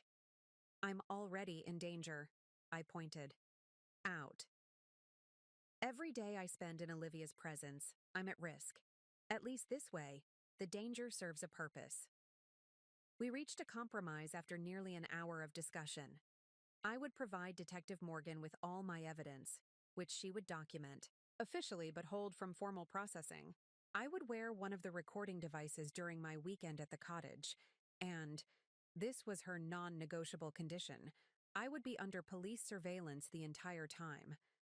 We'll have plainclothes officers in the vicinity, she explained. Not close enough to be noticed, but close enough to intervene if necessary. You'll have an emergency signal. Press this button 3 times and we'll respond immediately. She handed me a small device that resembled a key fob. And if I get what we need? I asked. Then we arrest her on the spot, Detective Morgan said, her expression grim. No second chances, no opportunity for her to harm you or flee. As I left the station, I felt a weight simultaneously lift from and settle onto my shoulders. I was no longer alone in this, which provided immense relief. But the reality of what I was undertaking, actively participating in a sting operation against my own granddaughter, struck me with fresh force. How had we arrived here? How had the child I raised become someone the police were preparing to? Arrest for attempted murder? I pushed the questions aside. There would be time for reflection later. For now, I needed to focus on the practical aspects of surviving the weekend and securing the evidence that would put Olivia away for a very long time. My final preparation involved a visit to Barbara, who had agreed to act as my emergency contact. Outside the police operation, if something went wrong, if the surveillance failed, if the recording devices malfunctioned, if Olivia somehow managed to outwit both me and the police, Barbara would ensure that the truth about my death would not remain hidden. Are you absolutely certain about this? Barbara asked as we sat in her sunroom, reviewing the details of my plan. You could still walk away, you know. Move across the country, change your name, start over somewhere Olivia couldn't find you. I considered the suggestion seriously. It would certainly be easier, safer, but it would also mean Olivia would never face consequences for what she had done, and what she would likely do to someone else in the future. I can't, I said finally. This isn't just about me anymore. It's about justice. Barbara nodded, understanding, but not happy. Then at least promise me you'll be careful. That woman is not the girl you raised, Elaine. She's something else entirely. I know, I said quietly. I think I've always known, somewhere deep down. I just didn't want to see it. As I prepared to leave, Barbara handed me a sealed envelope. Don't open this unless things don't go as planned, she said. It's everything I know, everything you've told me. If something happens to you, I'll make sure everyone knows what Olivia did. I tucked the envelope into my purse, oddly comforted by this macabre insurance policy. Even if Olivia succeeded in killing me, she wouldn't escape the consequences. The day before the trip, I made my final preparations. I packed a small overnight bag with essentials, hiding the recording devices among my toiletries and in the lining of my cardigan. I activated the GPS tracker and confirmed that Detective Morgan could access the signal from her phone. I arranged for my neighbor, Mrs. Kravitz, to collect my mail and water my plants. Not because I expected to be gone long, but because maintaining normal routines was important. If Olivia checked with the neighbors afterward, everything would appear ordinary. That evening, I recorded a video message on my computer, detailing everything I knew about Olivia's plan and including copies of all the evidence I had gathered. I encrypted the file and set it to automatically send to Detective Morgan, Barbara, and my attorney if I didn't enter a specific code within 48 hours. As darkness fell, I sat in my living room looking at old photographs. Not of Olivia this time, but of Harold. My husband's kind eyes seemed to look back at me with concern and love. "I'm being careful," I told his image. "But I need to do this. I need to know why." In the quiet of that moment, I realized that beyond justice, beyond safety, what I sought most was understanding. How had the child we had loved so completely become capable of such calculated evil? Was it something in her nature that we had failed to recognize? Something in her nurturing that we had gotten terribly wrong? Or was it simply the random cruelty of fate, creating a void in a human heart that no amount of love could fill? I didn't know if confronting Olivia would provide those answers, but I had to try. The next morning, I rechecked all my recording devices, confirmed the GPS tracker was operational, and called Detective Morgan to verify the surveillance plan. Everything was in place. Then I sat by the window, overnight bag at my feet, and waited for Olivia to arrive. Olivia arrived precisely at 10 o'clock, her sleek silver car pulling into my driveway with a soft purr of expensive engineering. I watched through the window as she checked her reflection in the rearview mirror, practiced a smile, then exited the vehicle with the fluid grace she had perfected since adolescence. I opened the door before she could knock, greeting her with a smile that matched her own in insincerity. "Right on time," I said cheerfully. "I'm all packed and ready." Olivia stepped inside, eyes quickly scanning the entryway, the living room beyond, assessing everything with that calculating gaze I now recognized all too well. "Great. Marcus is already at the cottage setting things up." She reached for my overnight bag. "Let me take that for you." I maintained my grip on the handle. "It's fine, dear. It's quite light." A flicker of annoyance crossed her features before she covered it with concern. "Grandma, you shouldn't strain yourself. The doctor said to be careful with your blood pressure." The irony of her expressing concern about my health while actively trying to destroy it was almost enough to break my composure. Instead, I relaxed my grip on the bag, allowing her to take it, but not before confirming with a subtle pat that the recording device sewn into the lining was still in place. "You're right," I conceded. "Thank you, sweetheart." In the car, Olivia chattered about wedding plans, about Marcus's recent promotion, about the cottage renovations. I responded with appropriate interest, asking questions, commenting on details, playing the role of the engaged, slightly forgetful grandmother she expected me to be. "The insurance agent called yesterday," she mentioned casually as we turned onto the highway, her eyes fixed on the road ahead. "About that policy we discussed. Everything's been approved." We had never discussed any insurance policy. This was a test, I realized. A probe to see if I remembered something that had never happened, or if I would contradict her and demonstrate more mental acuity than she wanted me to have. "Oh, that's good," I said vaguely. "I'm glad it's all taken care of." She nodded, seemingly satisfied with my ambiguous response. "The coverage is excellent. Very comprehensive." "That's important at my age," I agreed, noting how her hands relaxed, slightly on the steering wheel. She believed I was completely in the dark, exactly where she wanted me. We drove for nearly an hour, the landscape gradually transforming from suburban developments to rolling countryside, and finally to the more rugged terrain surrounding the lake. Olivia had purchased the cottage 18 months ago, describing it as an investment property that she and Marcus occasionally used for weekends away.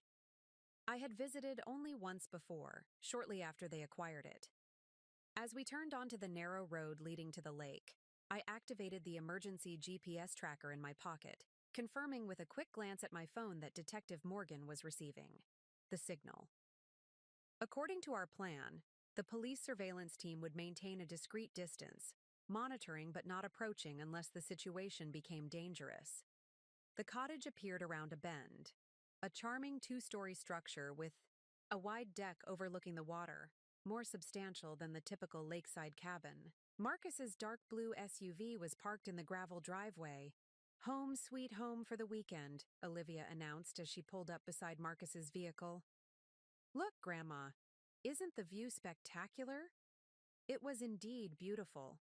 The lake stretched before us, its surface glittering in the midday sun, surrounded by dense woods that climbed the surrounding hills.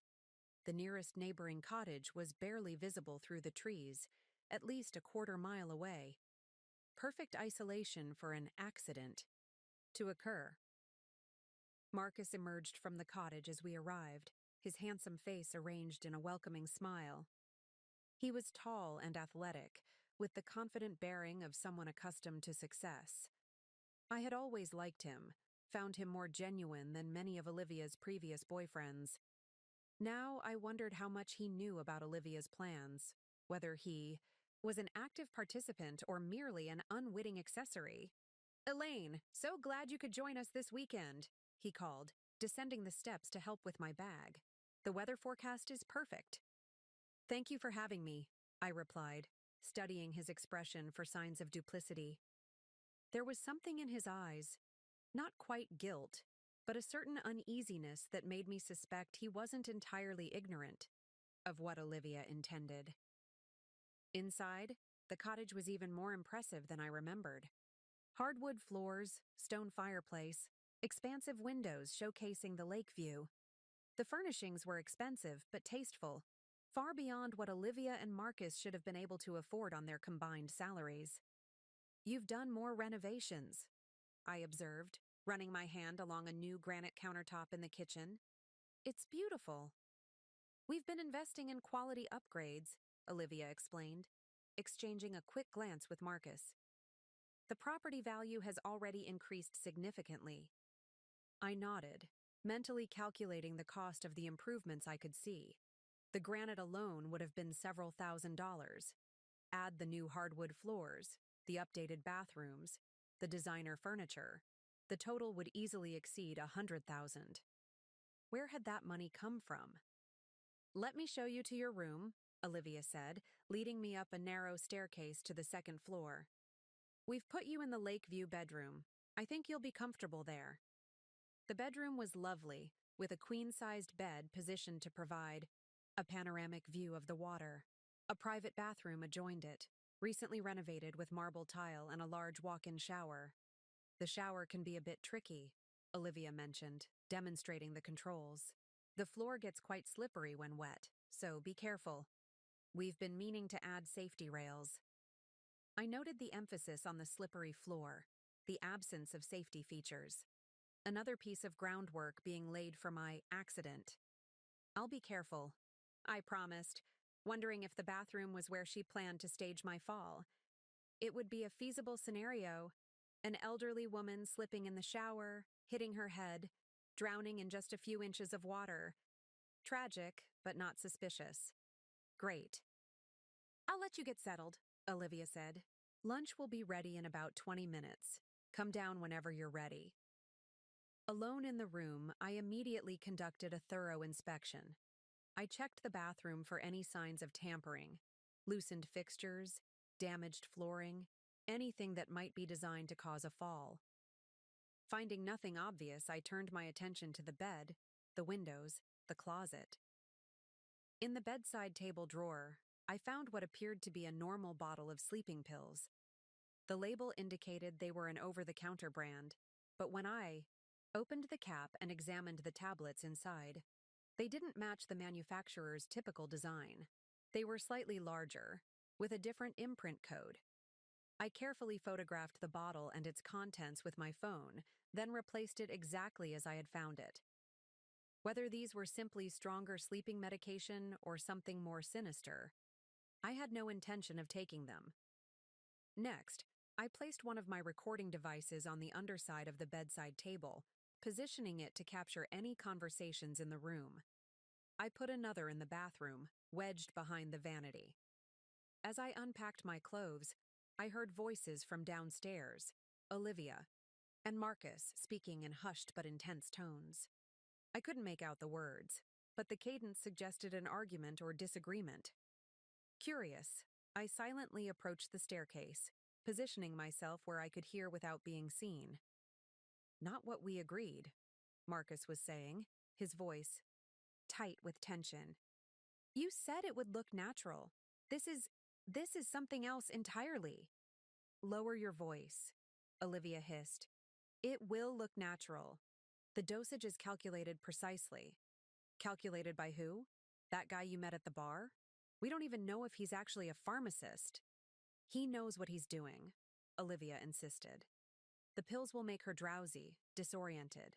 She'll go to the bathroom in the night, slip, and that's it. Clean, simple, untraceable. And if it doesn't work? If she doesn't take the pills? Or if she doesn't fall? There was a pause, then Olivia's voice, colder than I had ever heard it. Then we moved to Plan B, the hiking trail tomorrow. One push. Near the cliff edge and it's over.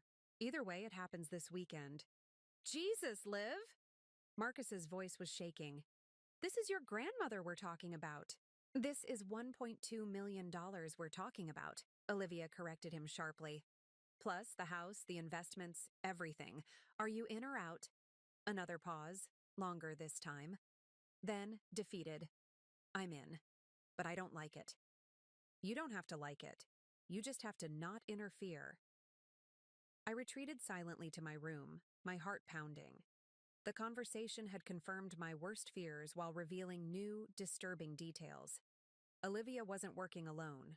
Marcus was at least aware of the plan, if reluctantly complicit. And she had a backup strategy if the bathroom accident failed. Most chillingly, she had consulted someone with pharmacological knowledge, obtaining drugs specifically designed to impair my coordination and awareness. This wasn't just opportunistic exploitation of an elderly relative's vulnerability. This was premeditated murder, planned with clinical precision. I checked my phone, confirming that my earlier text to Detective Morgan had gone through. The police were in position, monitoring the cottage from a distance. I was wearing multiple recording devices, and the conversation I had just overheard was almost certainly captured by at least one of them. I had what I needed. I could signal the police now, have them raid the cottage, arrest Olivia and Marcus, on the spot. The evidence was compelling. The drugged pills, the recorded conversation discussing murder plans, the insurance policy. It might be enough for a conviction. But something held me back. Perhaps it was the paralegal in me, wanting an airtight case. Perhaps it was the grandmother, still struggling to reconcile the child I had raised with the monster she had become. Or perhaps it was simply that I needed to look Olivia in the eyes when she realized her plan had failed, when she understood that I had been a step ahead of her all along. Whatever the reason, I decided to wait. To continue the charade for a few more hours to gather more evidence, to force a more explicit confession. It was a risk, but a calculated one. The police were nearby. I was alert and aware of the danger. And most importantly, Olivia still believed I was oblivious, which gave me the advantage. I took a deep breath, composed my expression into one of mild contentment, and descended the stairs to join my would-be murderers for lunch. Lunch was a masterclass in deception, not Olivia's, but my own. I played the role of the slightly confused but delighted grandmother, exclaiming over the grilled salmon Marcus had prepared, commenting on the beautiful view, asking innocent questions about their wedding plans. The venue deposit is due next month, Olivia mentioned, refilling my water glass with practiced solicitude. It's quite substantial. Weddings are expensive these days, I agreed, noticing how she watched intently as I sipped the water. I had already decided that anything I consumed in their presence would be minimal. A small bite here, a careful sip there. Nothing that could be laced with enough of whatever they might be using to affect me significantly.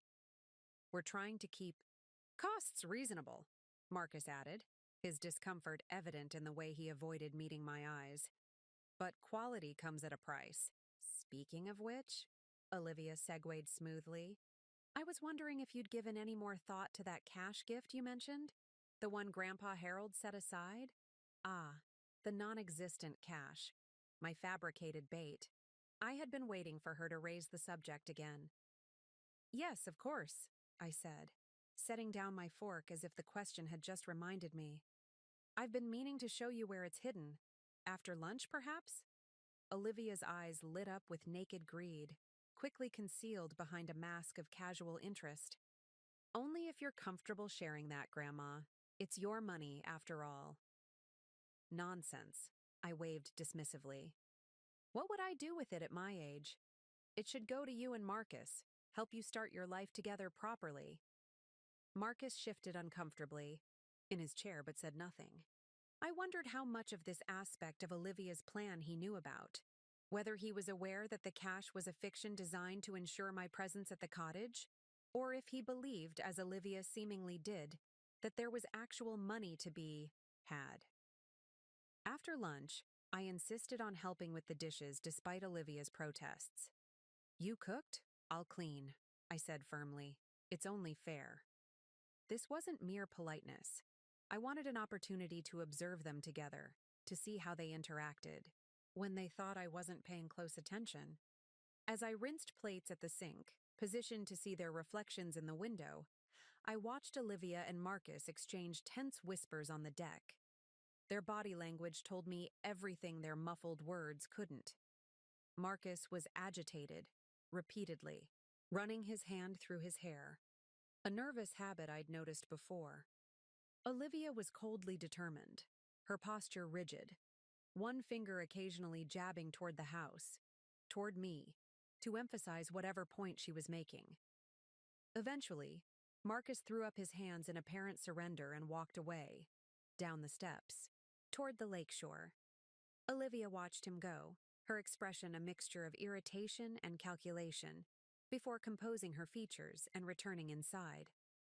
Marcus is setting up the paddle boat for tomorrow, she explained with a practiced smile. I thought we might take a short ride on the lake if the weather holds. A boat ride. Another potential accident scenario to add to the bathroom fall and the hiking trail. Olivia was creating multiple opportunities, multiple possibilities. She was nothing if not thorough. That sounds lovely, I said, drying my hands on a dish towel. Now, about that money. Her attention immediately snapped into sharp focus, her earlier irritation with Marcus forgotten. Yes, you mentioned you'd show me where it's hidden? I nodded, lowering my voice conspiratorially. It's not here, of course. It's back at the house. But I can tell you exactly where to find it. A flash of disappointment crossed her face, quickly replaced by eager interest. Where? Is it somewhere I would know? It's in the attic, I said, inventing details on the spot. Behind the false wall Harold installed when we renovated. You wouldn't have noticed it unless you knew what to look for. False wall? Olivia repeated, hanging on my every word. I nodded solemnly. Harold was always concerned about security. He built a hidden compartment behind the water heater in the attic. The cash is in a metal box inside. $90,000, just as I told you. Olivia's pupils dilated slightly at the amount, her breathing quickening.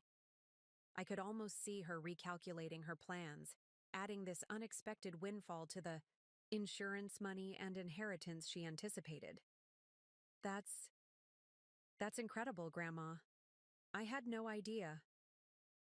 Few people did, I said with a small smile. That was the point. Throughout the afternoon, I continued to build my own strategic plan while appearing to fall right into Olivia's.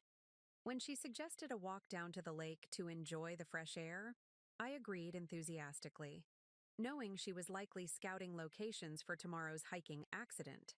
When she pointed out particularly scenic spots along the water's edge, all featuring steep drops or slippery rocks, I expressed appropriate admiration while mentally noting each location as a potential crime scene. The trail up to the overlook is beautiful, she mentioned, gesturing toward a narrow path that wound up the hillside behind the cottage. The view of the lake from up there is spectacular. We should hike up tomorrow morning. I'd like that, I said, though we both knew that if her primary plan succeeded, I wouldn't live to see the morning.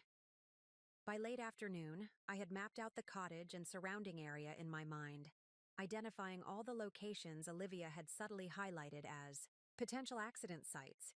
I had also constructed a detailed timeline of how I expected the evening to unfold, based on the conversations I'd overheard, and Olivia's increasingly transparent attempts to ensure I would be appropriately positioned for her plan.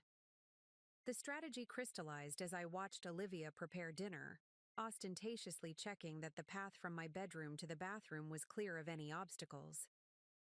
"We wouldn't want you tripping in the dark if you need to get up during the night," she explained, her concern so convincing it would have been persuasive if I hadn't known better.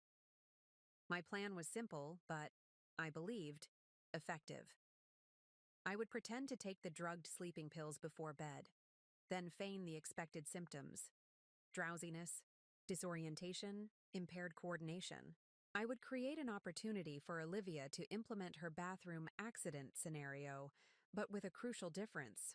I would be fully alert and prepared to confront her at the critical moment. The recording devices were in place. The police were nearby, monitoring the situation. All the evidence I had gathered was securely backed up and would be automatically sent to multiple recipients if I didn't check in by morning. But there was one additional element I needed to implement, a safeguard I hadn't shared with Detective Morgan or Barbara, something that would ensure Olivia couldn't simply deny everything when confronted. I needed her to believe she had succeeded, if only briefly. I needed her to reveal her true self in the moment of apparent victory. During a brief period alone in my room before dinner, I sent a carefully worded text to Detective Morgan, updating her on what I had learned and outlining my revised plan for the evening.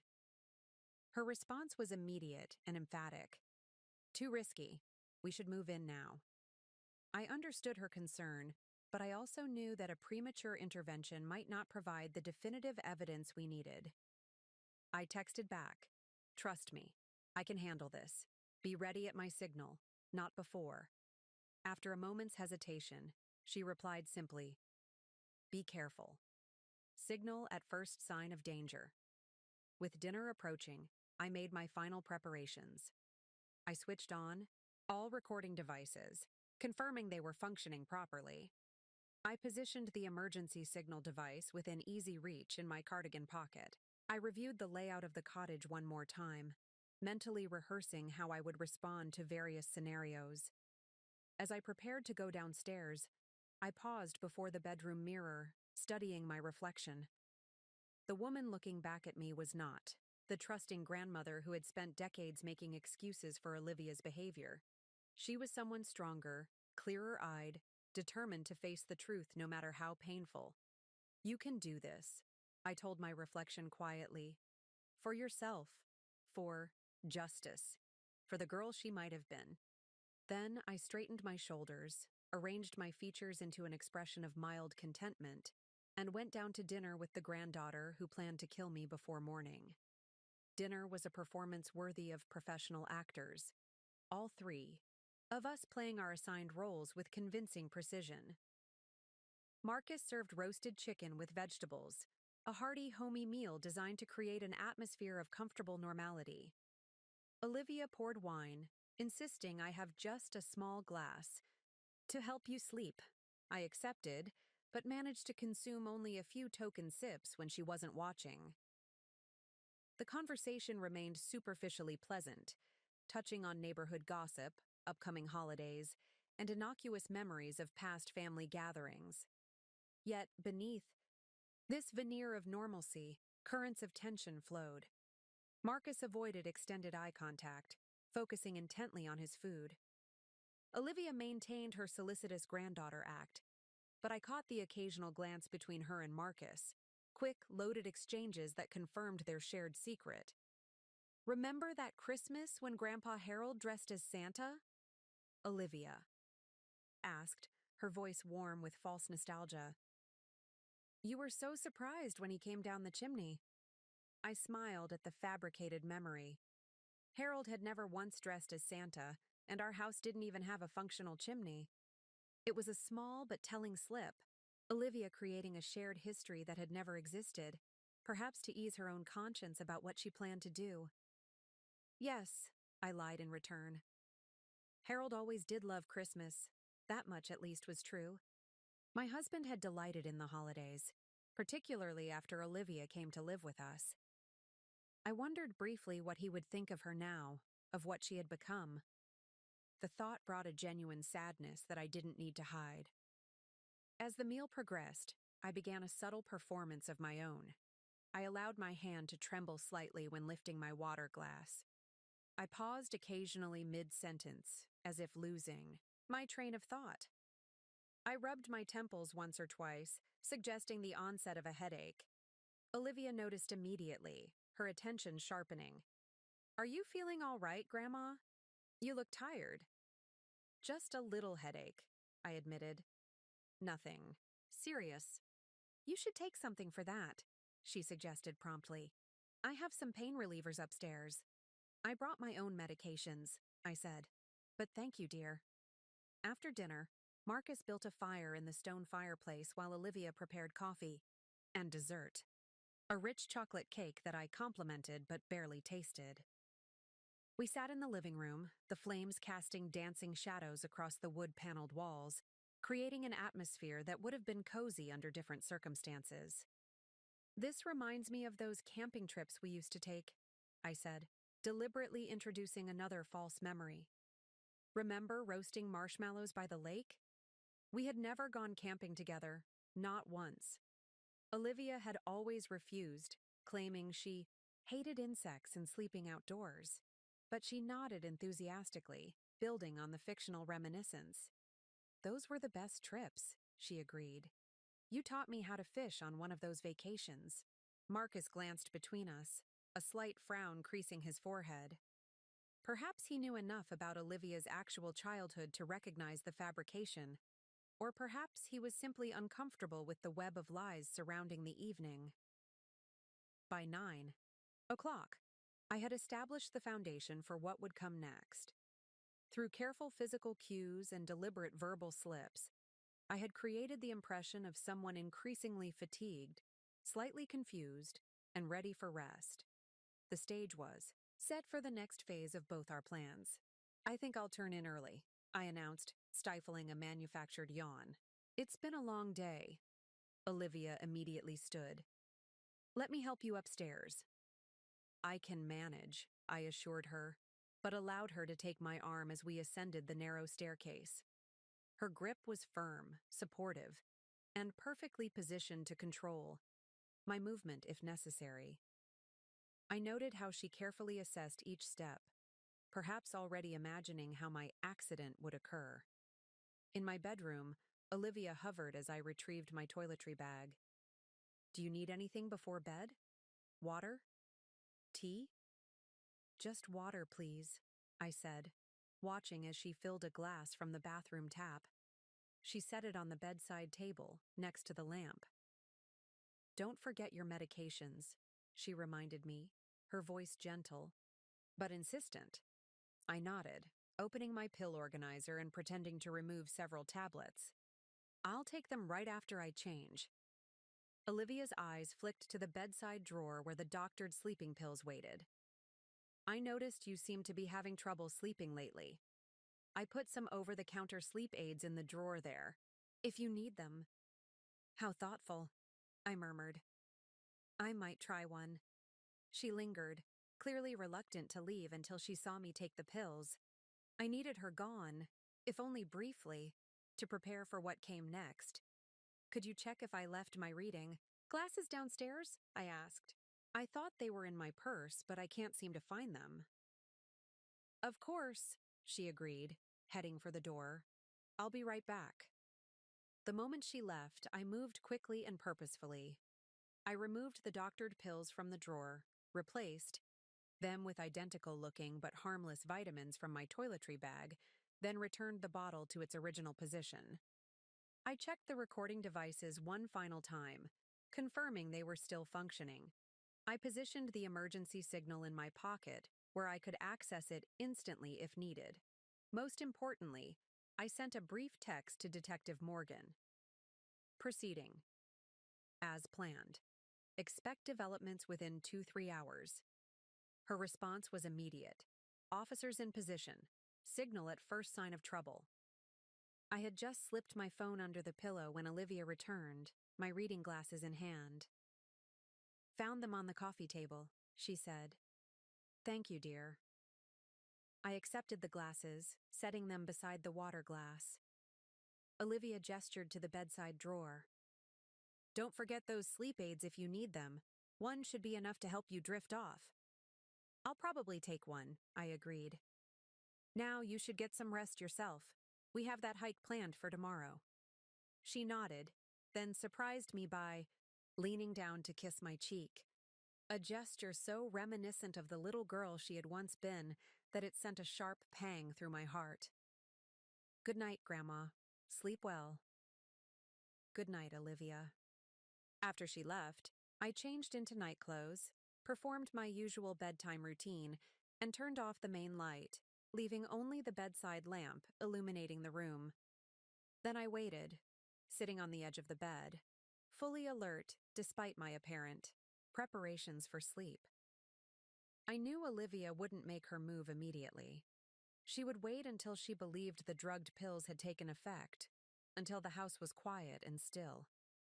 This gave me time for final mental preparations, reviewing what I knew, what I suspected, and how I would respond when the moment came. Through the floor, I could hear muffled voices, Olivia and Marcus speaking in the living room below. Though I couldn't make out the words, the cadence suggested tension, perhaps argument. After about 20 minutes, the voices fell silent, replaced by the soft sounds of movement, footsteps, the opening and closing of doors. The cottage settled into nighttime stillness. Outside, a gentle rain began to fall, drops pattering against the window like tiny fingers tapping the glass. The sound was oddly soothing, a natural counterpoint to the unnatural drama about to unfold. I dimmed the bedside lamp further, but didn't extinguish it completely. I arranged the pillows to suggest a sleeping form, then positioned myself in the bathroom doorway, hidden from immediate view of anyone entering the bedroom, but with clear sightlines to both the bed and the door. And then I waited, as still, and patient as a hunter in a blind. Time passed with excruciating slowness. The rain continued its gentle percussion against the windows. Occasionally, the old cottage would creak and settle, sounds that might have been unsettling under different circumstances, but now served as background noise to mask my movements. At precisely 11:47 p.m., according to the glowing numbers on my watch, I heard it, the soft, deliberate tread of footsteps on the stairs. Olivia was coming. My hand tightened around the emergency signal in my pocket, but I didn't activate it. Not yet. I needed more than just her presence in my room. I needed intent, action, confession. The door to my bedroom opened slowly, silently, a slice of darkness widening as Olivia eased it inward. From my position in the bathroom doorway, I could see her silhouette pause at the threshold, listening, watching the seemingly sleeping form on the bed. After a moment's hesitation, she entered the room, moving with practiced stealth across the hardwood floor. She approached the bed, leaning over to study what she believed was my sleeping face. "Grandma?" she whispered, her voice barely audible above the rain. "Are you awake?" When no response came from the pillows, she straightened, satisfaction evident in her posture. She turned toward the bathroom, toward me, and in that moment, I knew it was time. I stepped forward into the dim light, fully alert, my eyes meeting hers directly. "Hello, Olivia," I said calmly. "Looking for something?" Olivia froze, her body tensing like a startled deer. For a brief, unguarded moment, naked shock transformed her features, eyes widening, mouth falling slightly open. Then, with remarkable speed, she composed herself, sliding back into the role of concerned granddaughter. "Grandma! You scared me!" she laughed. the sound brittle in the quiet room. I was just checking on you. I heard noises and wanted to make sure you were okay. I didn't move from my position in the bathroom doorway. There were no noises, Olivia. And you didn't answer my question. What are you looking for? Her eyes darted around the room, perhaps searching for signs that I had contacted anyone, that I wasn't alone in my suspicions. Finding nothing obvious, she doubled down on her performance. I don't know what you mean. It's after midnight. I was worried when I heard movement. The sleeping pill should have... She caught herself, but not quickly enough. Should have what? I pressed, taking a step toward her. Knocked me unconscious? Made me disoriented enough to have an accident in the bathroom? That was the plan, wasn't it? Color drained from her face, but she maintained her denial. Grandma, you're not making sense. Maybe you're having one of your episodes. Let me help you back to bed. She moved toward me, hands outstretched in a gesture meant to appear supportive, but that I now recognized as controlling. I stepped back, maintaining the distance between us. I'm not having an episode, Olivia. I'm perfectly lucid. In fact, I haven't been this clear-headed in months. Not since you started poisoning my water. That stopped her. Her hands dropped to her sides, her expression flickering between continued pretense and the first hints of calculation. She was reassessing, trying to determine how much I knew, how much I could prove. Poisoning? She repeated, infusing her voice with hurt confusion. That's a terrible thing to say. Why would I ever do something like that? For the money, I said simply. The life insurance policy you took out on me 4 months ago. The inheritance you'd receive. The house you've been so interested in having me sign over. She flinched just slightly at the mention of the insurance policy. A tell. But she wasn't ready to abandon the act entirely. Insurance policy? I don't know what you're talking about. Her eyes narrowed slightly. Grandma, I'm really worried about you. You've been forgetting things, imagining things. Dr. Wilson mentioned the possibility of dementia. Dr. Wilson confirmed I've been systematically poisoned with ethylene glycol. I interrupted, my voice steady. Antifreeze, Olivia. Added to my water, my tea, gradually over months. Designed to damage my kidneys and create symptoms that might be mistaken for cognitive decline. Her expression hardened, the pretense of concern falling away by degrees. You can't prove that. I have the lab results, I replied calmly. From multiple water samples you served me. I have the altered medications you replaced in my pill organizer. And I gestured to the room around us.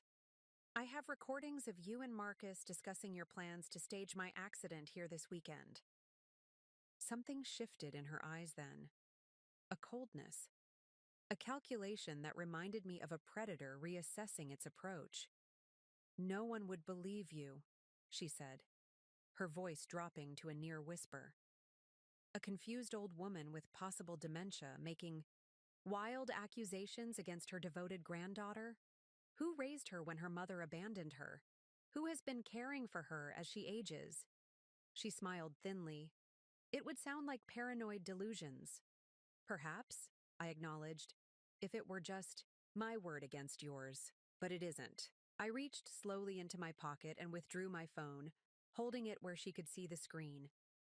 The recording app was active, documenting every word of our current conversation. This is just one of several devices recording tonight's events, I informed her. The others are hidden throughout this room and the cottage. They've captured everything. Your conversations with Marcus about the drugged sleeping pills, your plans for the hiking accident tomorrow if the bathroom scenario failed, everything! Olivia stared at the phone, her face a battleground of emotions, shock, fury, fear, calculation, before settling into something harder, colder. Give me that, she demanded, lunging forward to grab the phone. I stepped back quickly, maintaining my distance. It wouldn't matter if you took it. The recordings are automatically uploaded to secure cloud storage. And the police already have copies of everything I've gathered so far. Police? For the first time, real alarm broke through her composure. They're nearby, monitoring the situation, I confirmed. Detective Morgan has been quite helpful in building the case against you. Olivia's eyes darted to the windows, as if expecting to see police lights outside. Finding nothing, she seemed to make a decision. Her posture shifted subtly from defensive to aggressive. "You're bluffing," she said, her voice low and dangerous. "There are no police. There never were. You're alone here, just like you've always been alone. That's why it was so easy." The naked contempt in her voice was startling in its intensity. This was Olivia with the mask completely removed, the true face beneath the years of performance. "What? Was easy?" I asked, though I already knew the answer. "Manipulating you," she said with casual cruelty. "Making you believe I cared. That anyone cared. You were so desperate for love, so pathetically grateful for any crumb of affection. It made you blind. Stupid." Each word struck like a physical blow, but I kept my expression neutral. This was what I needed. The unvarnished truth, recorded for evidence. "So it was all an act?" I asked, keeping her talking. "From the beginning?" She laughed, a cold sound devoid of humor. "Not at the beginning. At first you were just convenient, a place to live when Rebecca dumped me. But then I realized how useful you could be. How your desperation to be loved made you an endless resource to be tapped. And Harold? Did you manipulate him too?" Something flickered across her face at the mention of my husband, a brief, complex emotion I couldn't quite identify. "Harold was different," she admitted after a moment. "He saw through me sometimes. It's why I had to work harder with him, be more careful." I nodded, pieces falling into place. Harold's occasional concerns about Olivia's behavior, his gentle suggestions that she might need more structured guidance, observations I had dismissed as overly strict. "When did you decide to kill me?" I asked directly. The bluntness of the question seemed to please her, as if she appreciated finally dropping all pretense. "After Marcus and I found the cottage," she said, gesturing vaguely toward the window, toward the lake beyond. "We wanted to renovate, make it really spectacular, the kind of place that makes a statement. But contractors are expensive, and quality materials even more so." She shrugged, as if discussing nothing more significant than a shopping list. "We needed money. A lot of it. Your money. So you took out the life insurance policy." She nodded. "It wasn't hard. Your signature is simple to forge, and the agent barely glanced at the paperwork. Old people die all the time. No one questions it. Too closely. And the antifreeze? That was elegant, don't you think?" A note of pride entered her voice. Gradual, nearly impossible to detect unless someone is specifically looking for it. Creates symptoms that mimic natural deterioration in the elderly. I've been researching it for nearly a year. The casual way she discussed her methodical attempts to murder me was chilling. This wasn't a crime of passion or desperation. It was calculated, researched, planned with the same attention to detail one might bring to a business venture or home renovation. "You could have just waited," I pointed out. "I'm 74. You would have inherited eventually."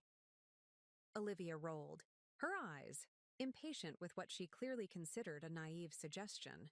"Eventually isn't good enough. Marcus and I have plans, a lifestyle to maintain. The cottage renovations couldn't wait. The wedding venue needed deposits. Why should we put our lives on hold for years when there was a simpler solution?" "Killing me. Accelerating the inevitable," she corrected, as if the euphemism somehow mitigated the horror of what she had planned. "You've lived your life, Grandma. Had your time. It's our turn now." The complete absence of remorse, of basic human empathy, was stunning. I had prepared myself for Olivia's betrayal, for her greed, even for her capacity for violence. But the utter vacancy where love, or even simple human connection, should have been left me momentarily speechless. In that silence, Olivia seemed to recalculate her position. Her eyes narrowed thoughtfully as she glanced from me to the door and back again. "It doesn't matter what you've recorded," she said finally. "You're not leaving this cottage alive. And without you to testify, any recordings will be circumstantial at best. They can be explained away. Dark humor, misunderstood conversations, hypothetical scenarios discussed after too much wine." She took a step toward me, her intention clear in the sudden tension of her body. "No one will question an elderly woman having an accident in a lakeside cottage, especially one with documented cognitive issues and a history of unsteadiness." I held my ground, watching her advance with a calmness that seemed to unnerve her slightly. "You seem very confident for someone who's just confessed to attempted murder on multiple recordings," I observed. "Because I know something you don't," she replied, a cold smile spreading across her face. "Marcus isn't the only one here with me tonight. My friend, the one who helped with the medications, he's downstairs right now. And unlike Marcus, he has no qualms about getting his hands dirty." As if on cue, I heard heavy footsteps on the stairs, deliberate, unhurried, the tread of someone who felt no need to conceal their presence. Olivia's smile widened, triumphant. "You shouldn't have tried to outsmart me, Grandma. You're simply not equipped for it." I maintained eye contact with her, my expression unchanged even as my hand moved to my pocket, to the emergency signal device. "That's where you're wrong, Olivia," I said quietly. "I've been outsmarting you from the beginning." I pressed the button 3 times in rapid succession, and the world erupted into motion. The cottage exploded into activity. Floodlights suddenly illuminated the windows from outside, bathing the room in harsh white light. The front door crashed, opened downstairs, followed by the unmistakable sound of multiple footsteps and authoritative voices shouting, "Police! Don't move!" Olivia's triumphant expression collapsed into shock, then fear. "What?" "As I said," I told her calmly, "the police have been monitoring us. Detective Morgan and her team have heard every word of your confession." A cry of surprise echoed from downstairs, followed by the clatter of something or someone falling. Male voices raised in protest, commands being issued by the officers. Olivia's eyes darted around the room like a trapped animal's, searching for escape. Finding none, she turned back to me, her features contorting with fury. "You planned this," she hissed, taking a step toward me. "You set me up." I revealed the truth. I corrected her. "You did the rest yourself." For a moment, I thought she might lunge at me despite the chaos unfolding below us. Her hands had curled into claws, her body coiled with potential violence. I tightened my grip on the emergency signal, ready to press it again if necessary. But before Olivia could act, heavy footsteps pounded up the stairs. Detective Morgan appeared in the doorway, weapon drawn, flanked by 2 uniformed officers. "Elaine Garcia?" she called, her eyes quickly assessing the situation. "I'm fine," I assured her, relief washing through me at the sight of her professional, composed presence. My granddaughter was just explaining her murder plans in considerable detail. Olivia's fury transformed instantly into wounded innocence. "That's absurd," she protested, her voice trembling with manufactured emotion. "Grandma is confused. She's been having episodes, delusions. Her doctor can confirm it."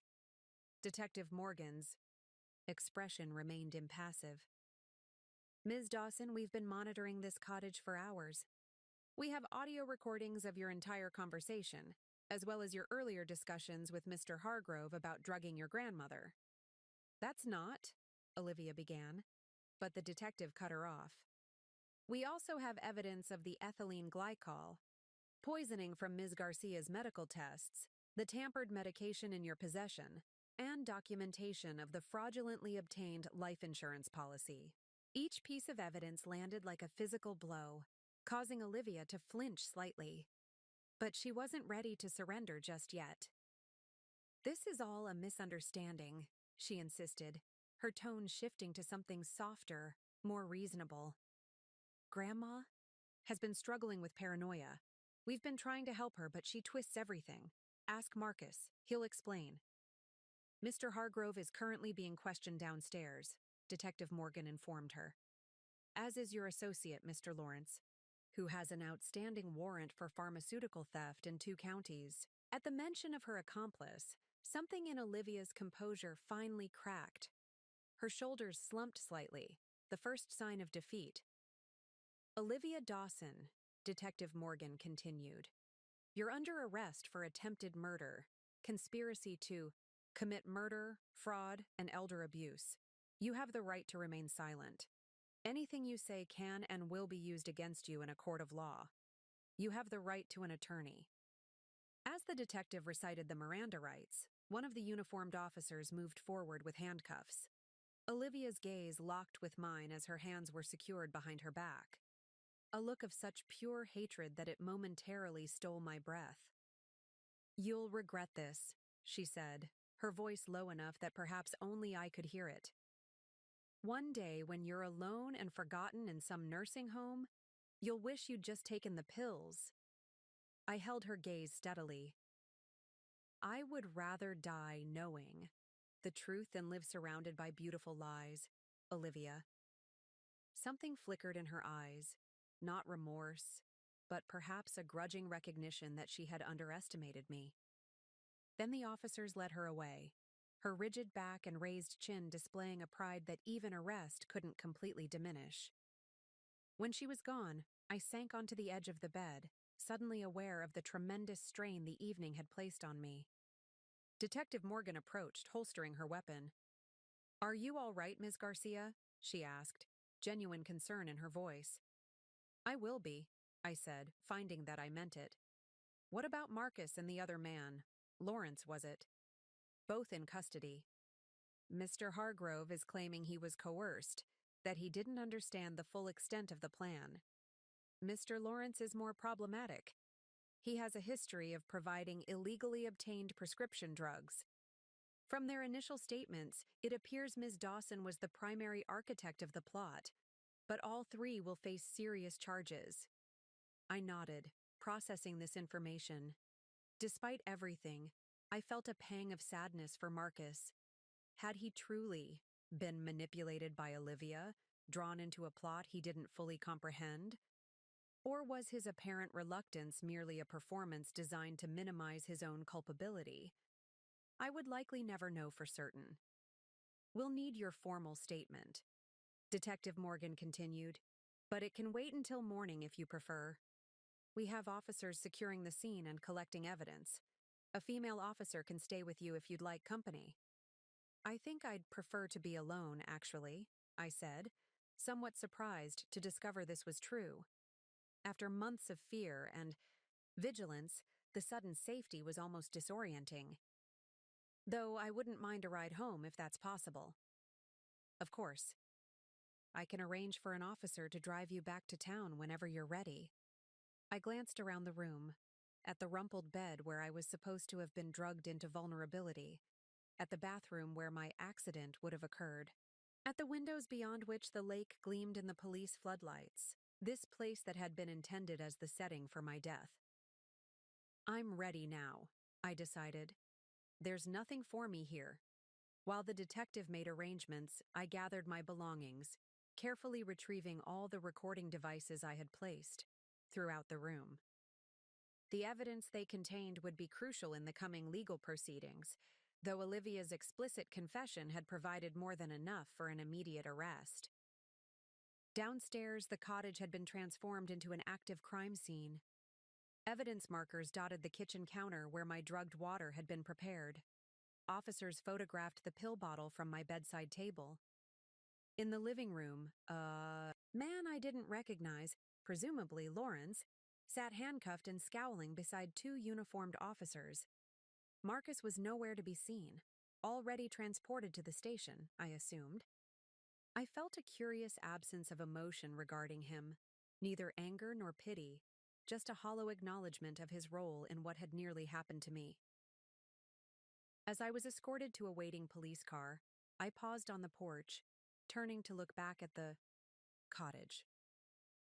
In another reality, the one Olivia had planned, my body would have been discovered here tomorrow, a tragic accident that would have surprised no one given my supposed cognitive decline. Instead, I was walking away alive, clear-headed, and with the truth finally exposed. The irony wasn't lost on me. In trying to hasten my death, Olivia had instead hastened her own downfall. The drive back to town was largely silent. The young officer assigned to transport me made a few attempts at conversation, but seemed to understand. When I responded with only brief replies that I preferred quiet. The events of the evening, of the past months really, were still settling within me, pieces of a painful puzzle finally arranged into a complete, if disturbing, picture. By the time we reached my house, dawn was breaking, pale light creeping across the eastern sky. The officer insisted on checking the property before allowing me to enter, a precaution I appreciated, even though I knew there was no longer any immediate threat. "All clear, ma'am," he reported after a thorough inspection. Detective Morgan asked me to remind you that an officer will be stationed outside for the next 48 hours, just as a precaution. And she'll be by later today to take your formal statement. I thanked him, then watched from the porch as he returned to his patrol car, parking it at the curb with a clear view of my front door. The neighborhood was just beginning to stir. Lights coming on in windows, the occasional car backing out of a driveway as early commuters began their day. Normal life continuing, utterly unaware of how completely my world had been upended overnight. Inside, I moved through the house slowly, reacquainting myself with each room as if returning from a long journey rather than a single night away. In a sense, I supposed I was returning from a journey, one that had taken me through betrayal, danger, and ultimately to a truth I had spent years avoiding. In the kitchen, I set down my overnight bag and prepared a cup of tea, the first in months that I could drink without fear of what might be hidden in it. As the kettle boiled, I glanced at the refrigerator door, where photographs were held by magnets. Olivia's college graduation, her engagement announcement, holiday gatherings where we smiled side by side, the picture of familial contentment. Illusions, all of them. Carefully staged scenes in a performance that had stretched across decades. I removed each photo methodically, placing them in a neat stack on the counter. Later, I would decide what to do with them. Store them away, perhaps, or dispose of them entirely, but for now, it was enough to clear them from my sight, to begin the process of reclaiming my home from the shadows of deception that had filled it for so long. With my tea in hand, I settled into my favorite chair by the living room window, watching as the neighborhood continued to wake around me. The officer remained vigilant in his car at the curb, a tangible reminder that I was protected now, that the danger had passed. For the first time in months, perhaps years, I felt a curious sensation spreading through me. Not happiness exactly. It was too soon for that. But something adjacent to it, something with the potential to grow into contentment eventually. It took me a moment to identify the feeling correctly. Freedom. The days following Olivia's arrest passed in a blur of formal statements, evidence processing, and preliminary legal proceedings. Detective Morgan proved to be not just competent, but compassionate, shielding me from media inquiries and ensuring I was kept informed at every step. "The district attorney is pursuing maximum charges," she explained during one of her visits to my home. "The evidence is overwhelming, especially the recorded confession. Ms. Dawson has been denied bail due to the severity of the charges and the calculated nature of the crime." I nodded, accepting this information with a strange detachment. The reality of what had happened, of what had nearly happened, still felt somewhat distant, as if I were observing someone else's tragedy rather than my own. "And Marcus?" I asked. Though he had been a willing participant in the plot, I couldn't help feeling he had been influenced by Olivia's stronger personality. "Mr. Hargrove is cooperating fully," Detective Morgan said. He's accepted a plea deal in exchange for testifying against Ms. Dawson and Mr. Lawrence. He'll still serve time, but considerably less than if he'd gone to trial. I wasn't sure how to feel about that. Relief that he'd admitted his role? Disappointment that he'd been weak enough to participate in the first place? In the end, I settled for simple acknowledgement. Marcus had made his choices, just as Olivia had made hers. Lawrence, the so-called pharmacist who had supplied the drugs intended to facilitate my accident, had an extensive criminal record. With the additional charges stemming from his role in the murder conspiracy, he was facing decades in prison. It's likely to be at least a year before the case goes to trial, Detective Morgan warned. These proceedings can move slowly, especially with complex evidence and multiple defendants. A year. The thought of living with this hanging over me for so long was daunting, but I reminded myself that at least I would be living, something Olivia had intended to prevent. The most immediate practical concern was financial. My accounts had been temporarily frozen as investigators traced Olivia's various attempts to access or control my assets. Barbara helped me set up emergency funds and navigate the legal complexities. "This will get sorted out," she assured me over coffee in my kitchen. "But in the meantime, you need to think about what comes next. What do you want your life to look like now, Elaine?" I hadn't allowed myself to consider that question yet. For so long, my life had revolved around Olivia, supporting her, making excuses for her, centering my existence on her needs and wants. Without that false relationship anchoring me, who was I? What did I want? "I'm not sure," I admitted. "I've spent decades defining myself as Olivia's grandmother. I need to rediscover who I am without that role." Barbara nodded, understanding in her eyes.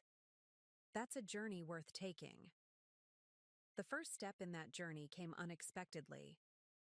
Mrs. Kravitz, from next door, the neighbor Olivia had told I was suffering from dementia, appeared on my doorstep with a homemade casserole and obvious discomfort. "I heard what happened," she said hesitantly. "I feel terrible for believing what she said about you." I invited her in, served us both tea, and found myself sharing parts of the story. Not the most painful details, but enough to help her understand. "How did you find the strength to face it?" she asked, genuine admiration in her voice. The question caught me off guard. I had never thought of my actions as particularly strong or brave, just necessary for survival. "I suppose," I said slowly, "I realized I deserved the truth, no matter how painful. And I deserved to live without deception, even if that meant living alone." Later, after Mrs. Kravitz had gone, I found myself repeating those words in my mind. I deserved the truth. I deserved to live without deception. Perhaps that was the foundation upon which I could begin to build whatever came next. 6 months after Olivia's arrest, spring arrived with a gentleness that seemed at odds with the harshness of recent events. I stood in my backyard, surveying the garden beds I had neglected during the turmoil of the previous year. Weeds had claimed territory among the perennials, and the rose bushes Harold had so lovingly tended looked wild and unkempt. It was time to reclaim this space, just as I was slowly reclaiming my life. I began with small steps, pulling weeds, pruning dead branches, clearing away the debris of winter. The physical labor was therapeutic, grounding me in the present moment rather than the painful past or uncertain future. Each day I worked a little longer, accomplished a little more, until gradually the garden began to resemble its former self. But I didn't stop there. I visited the local nursery and selected new plants, varieties I had always admired but never grown, colors that appealed to my personal taste rather than Olivia's preferences. I installed a small fountain whose gentle bubbling filled the air with soothing sound. I added a comfortable bench positioned to catch the morning sun, a place where I could sit with my tea and begin each day in peaceful contemplation. The garden became a metaphor for my larger life. Things I had postponed or abandoned for Olivia's sake were carefully, tentatively reintroduced. I rejoined the book club I had left when Olivia's weekend visits had taken precedence. I reconnected with former colleagues from the law firm, discovering that many were eager to renew our friendship.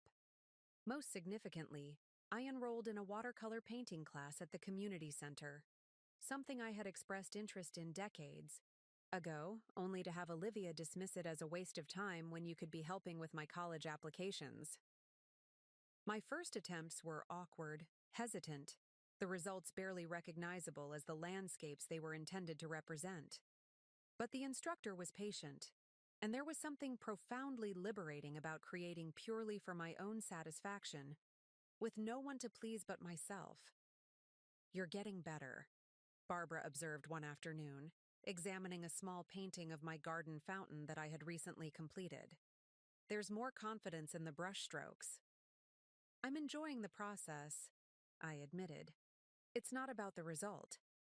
Barbara smiled, understanding the deeper meaning behind my words. My entire life had been focused on results, raising Olivia successfully, creating the perfect family environment, presenting an image of multi-generational harmony to the world. Now I was learning to value the journey itself, however imperfect. This thigh. Legal proceedings continued in the background of my newly emerging life. Olivia maintained her not guilty plea despite the overwhelming evidence, necessitating a full trial. Marcus, true to his plea agreement, provided detailed testimony about the evolution of the murder plot, painting Olivia as the mastermind who had manipulated him into participation. I attended the pre-trial hearings as required, giving my testimony with a calm steadiness that seemed to unnerve Olivia more than any display of emotion would have. She sat at the defense table, expensively dressed despite her incarceration, watching me with cold, assessing eyes, still calculating, still planning, even now. Our gazes met only once during my testimony. I didn't see remorse or shame in her expression, only a sort of frustrated fury that her carefully constructed plans had unraveled. I looked away first, not out of intimidation, but because I recognized that there was nothing there for me. No answers, no closure, certainly no love. As summer arrived, bringing longer days and warmer temperatures, I made a decision that surprised. Even me. I listed my house for sale. "Are you sure?" Barbara asked when I told her. "You've lived there for so long. That's part of the problem," I explained. "Every room holds memories I'd rather leave behind, and it's larger than I need now." There was another reason, one I didn't articulate fully, even to Barbara. The house represented the life I had built. Around Olivia, the decisions made with her at the center. Selling it was a tangible way of acknowledging that life was over, and that a new one was beginning. The property sold quickly, to a young family with 2 small children who fell in love with the garden I had so carefully restored. I found satisfaction in knowing that the space would be filled with genuine family connections, with the noise and activity of children growing up loved and secure. I purchased a small, sun-filled condominium in a community designed for active seniors. It offered security, companionship if I wanted it, and independence when I preferred solitude. Most importantly, it had no history, no shadows of betrayal lingering in its corners. Moving was both practical challenge and emotional catharsis. Each item I packed required a decision: keep, donate, discard. Some choices were easy.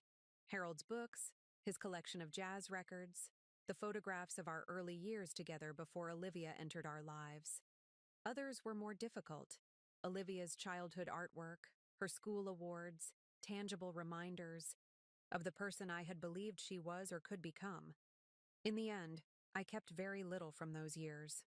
Not out of bitterness or denial, but because I recognized that clinging to physical reminders of a relationship that had never truly existed would only hinder my healing.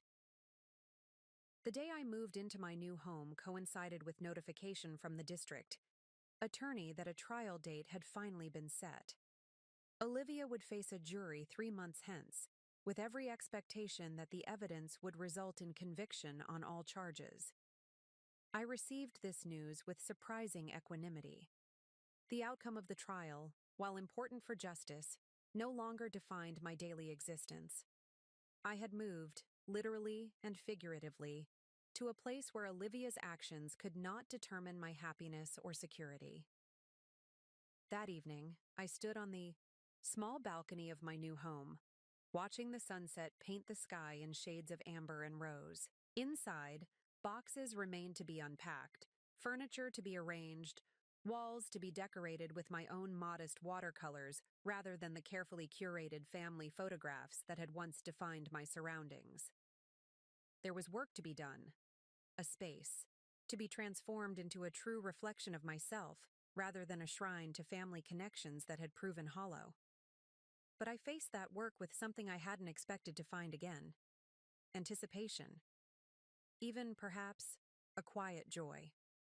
For the first time in decades, my future was entirely my own to shape. The trial ended as everyone expected, with Olivia's conviction on all counts. The evidence was simply too overwhelming, the recorded confession too explicit to be explained away. The judge, citing the calculated nature of the crime and Olivia's complete lack of remorse, imposed the maximum sentence: 30 years without possibility of parole. I attended the sentencing hearing not out of a desire for vengeance, but from a sense that my presence was necessary to fully close this chapter of my life. As Olivia was led away in handcuffs, she turned briefly in my direction.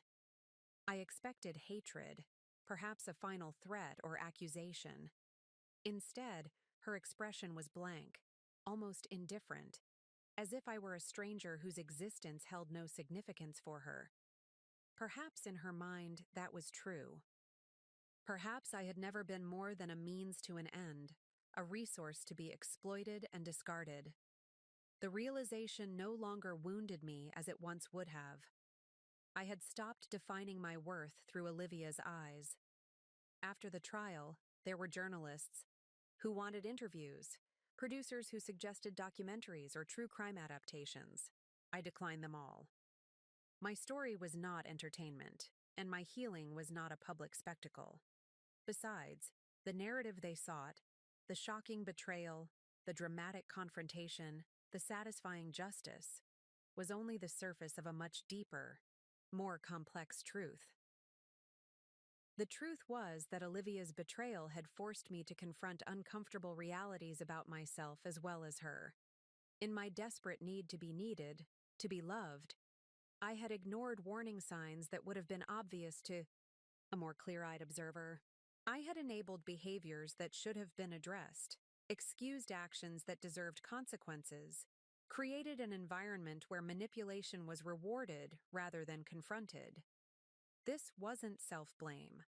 I understood that Olivia's choices were her own, that her capacity for calculated cruelty reflected something broken within her that likely no amount of perfect parenting could have fixed. But acknowledging my own blind spots was essential to ensuring I wouldn't repeat those patterns in whatever relationships the future might hold. 1 year after moving into my new home, I received an unexpected letter. The return address indicated it was from the women's correctional facility where Olivia was serving her sentence. My first instinct was to throw it away unopened. What could she possibly say that would matter now? But curiosity, or perhaps some lingering need for understanding, led me to carefully open the envelope. Inside was a single page covered in Olivia's precise handwriting. It wasn't an apology. That would have been too much to expect, and likely insincere anyway. Instead, it was a request for money to be deposited in her commissary account, for legal books to aid in her appeal, for regular visits to break the monotony of prison life. The letter was perfectly crafted to appeal to the person she believed me to be, the doting grandmother so desperate for connection that she would overlook any transgression, forgive any cruelty, if it meant maintaining the illusion of family.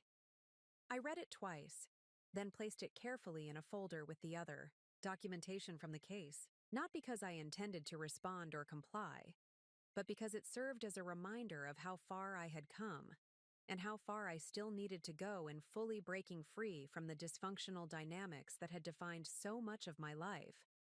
I never replied to that letter or to the 3 others that followed at irregular intervals over the next year. Eventually, they stopped coming. Perhaps Olivia finally understood that her manipulations no longer worked, or perhaps she simply found other targets for her schemes. Either way, the silence between us became permanent, a mutual acknowledgement that whatever had connected us was irrevocably severed. Life continued to unfold in unexpected ways. The community where I had purchased my condominium offered more opportunities for genuine connection than I had anticipated. I joined a garden committee, contributing my restored skills to the shared spaces. My watercolor painting improved enough that several pieces were featured in a local gallery's senior showcase. I even, somewhat to my surprise, developed a close friendship with a retired literature professor who shared my love of mystery novels and jazz music. "You seem different from when we first met," he observed one evening as we shared dinner at a small restaurant near our complex. "More present, more yourself."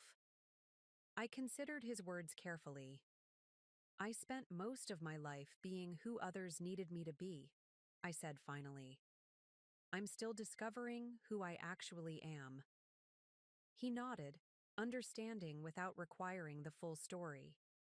That was another lesson I had learned. Intimacy didn't necessarily mean sharing every painful detail of my past. Some things could remain private without creating barriers to genuine connection. On the second anniversary of Olivia's arrest, I visited Harold's grave for the first time since the trial. I brought fresh flowers and a heart full of reflections to share with the man who had been my partner through so much of life's journey. "You saw what I couldn't see," I told him quietly, arranging the blooms against his headstone. "You tried to warn me in your gentle way. I wish I had listened." A soft breeze stirred the leaves of the cemetery's ancient oaks, a sound like a whispered response. I smiled, imagining Harold's perspective on all that had happened. His sadness at Olivia's betrayal, but his pride in how I had ultimately faced it. "I'm doing well," I continued. "Better than I expected. There's a freedom in starting over at 76 that I never anticipated. When you've already lost what you thought was most precious, there's not much left to fear." That was perhaps the most profound lesson of this painful journey, that survival itself can be transformative. Having weathered the worst betrayal imaginable, having looked death in the face and refused to surrender, I found myself strangely liberated from many of the fears and insecurities that had previously defined my existence. I no longer worried about being alone. I had discovered the difference between solitude and loneliness.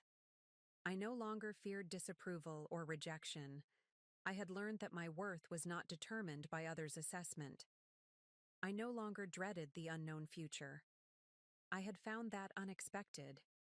Beginnings can emerge from what appear to be devastating endings. As I left the cemetery that day, I felt Harold's presence beside me, not as a ghost or supernatural visitation, but as the accumulated wisdom of our years together, the love that had been genuine in a landscape of deception.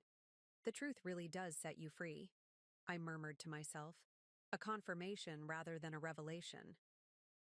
Walking slowly back to my car, I passed a young family visiting a nearby grave, a grandmother about my age, a woman who appeared to be her daughter, and a little girl of perhaps 7 or 8. The child was carefully placing stones on the grave marker, her expression solemn but not frightened. The women stood close together, their postures suggesting mutual support. Shared grief transformed into connection rather than division. I watched them for a moment, thinking about the intricate, fragile web of family relationships, how they can sustain us or destroy us, depending not just on circumstance, but on the fundamental character of those involved. There was no guarantee that these 3 generations of women would maintain their evident closeness and support. But there was possibility, potential, hope for them and for all of us navigating the complex territory of human connection. Back home, I settled on my balcony with a cup of tea, watching the sunset paint the western sky with familiar golden light. My life was quieter now, simpler in many ways, but it was authentically mine, shaped by my choices, reflecting my values, free from the poisonous influence of false love and hidden agendas. The teacup in my hands was one I had purchased recently, part of a small, elegant set that appealed to my personal taste. It contained nothing but the fragrant Earl Grey I had selected for myself. I drank deeply, savoring both the flavor and the knowledge that what appeared to be offered in love actually was. Sometimes the greatest gift we can give ourselves is the courage to see the truth, however painful. And sometimes the most profound act of self-love is walking away from those who cannot or will not love us as we deserve to be loved. My granddaughter had handed me water with poison, but in doing so, she had unwittingly offered something else as well. The opportunity to finally break free from illusion, to rebuild a life based on truth rather than wishful thinking. For that unexpected gift of clarity, I had found a measure of gratitude. The final, surprising chapter in a story I never expected to live, much less survive. Up next, you've got two more standout stories right on your screen. If this one hit the mark, you won't want to pass these up. Just click and check them out. And don't forget to subscribe and turn on the notification bell so you don't miss any upload from us.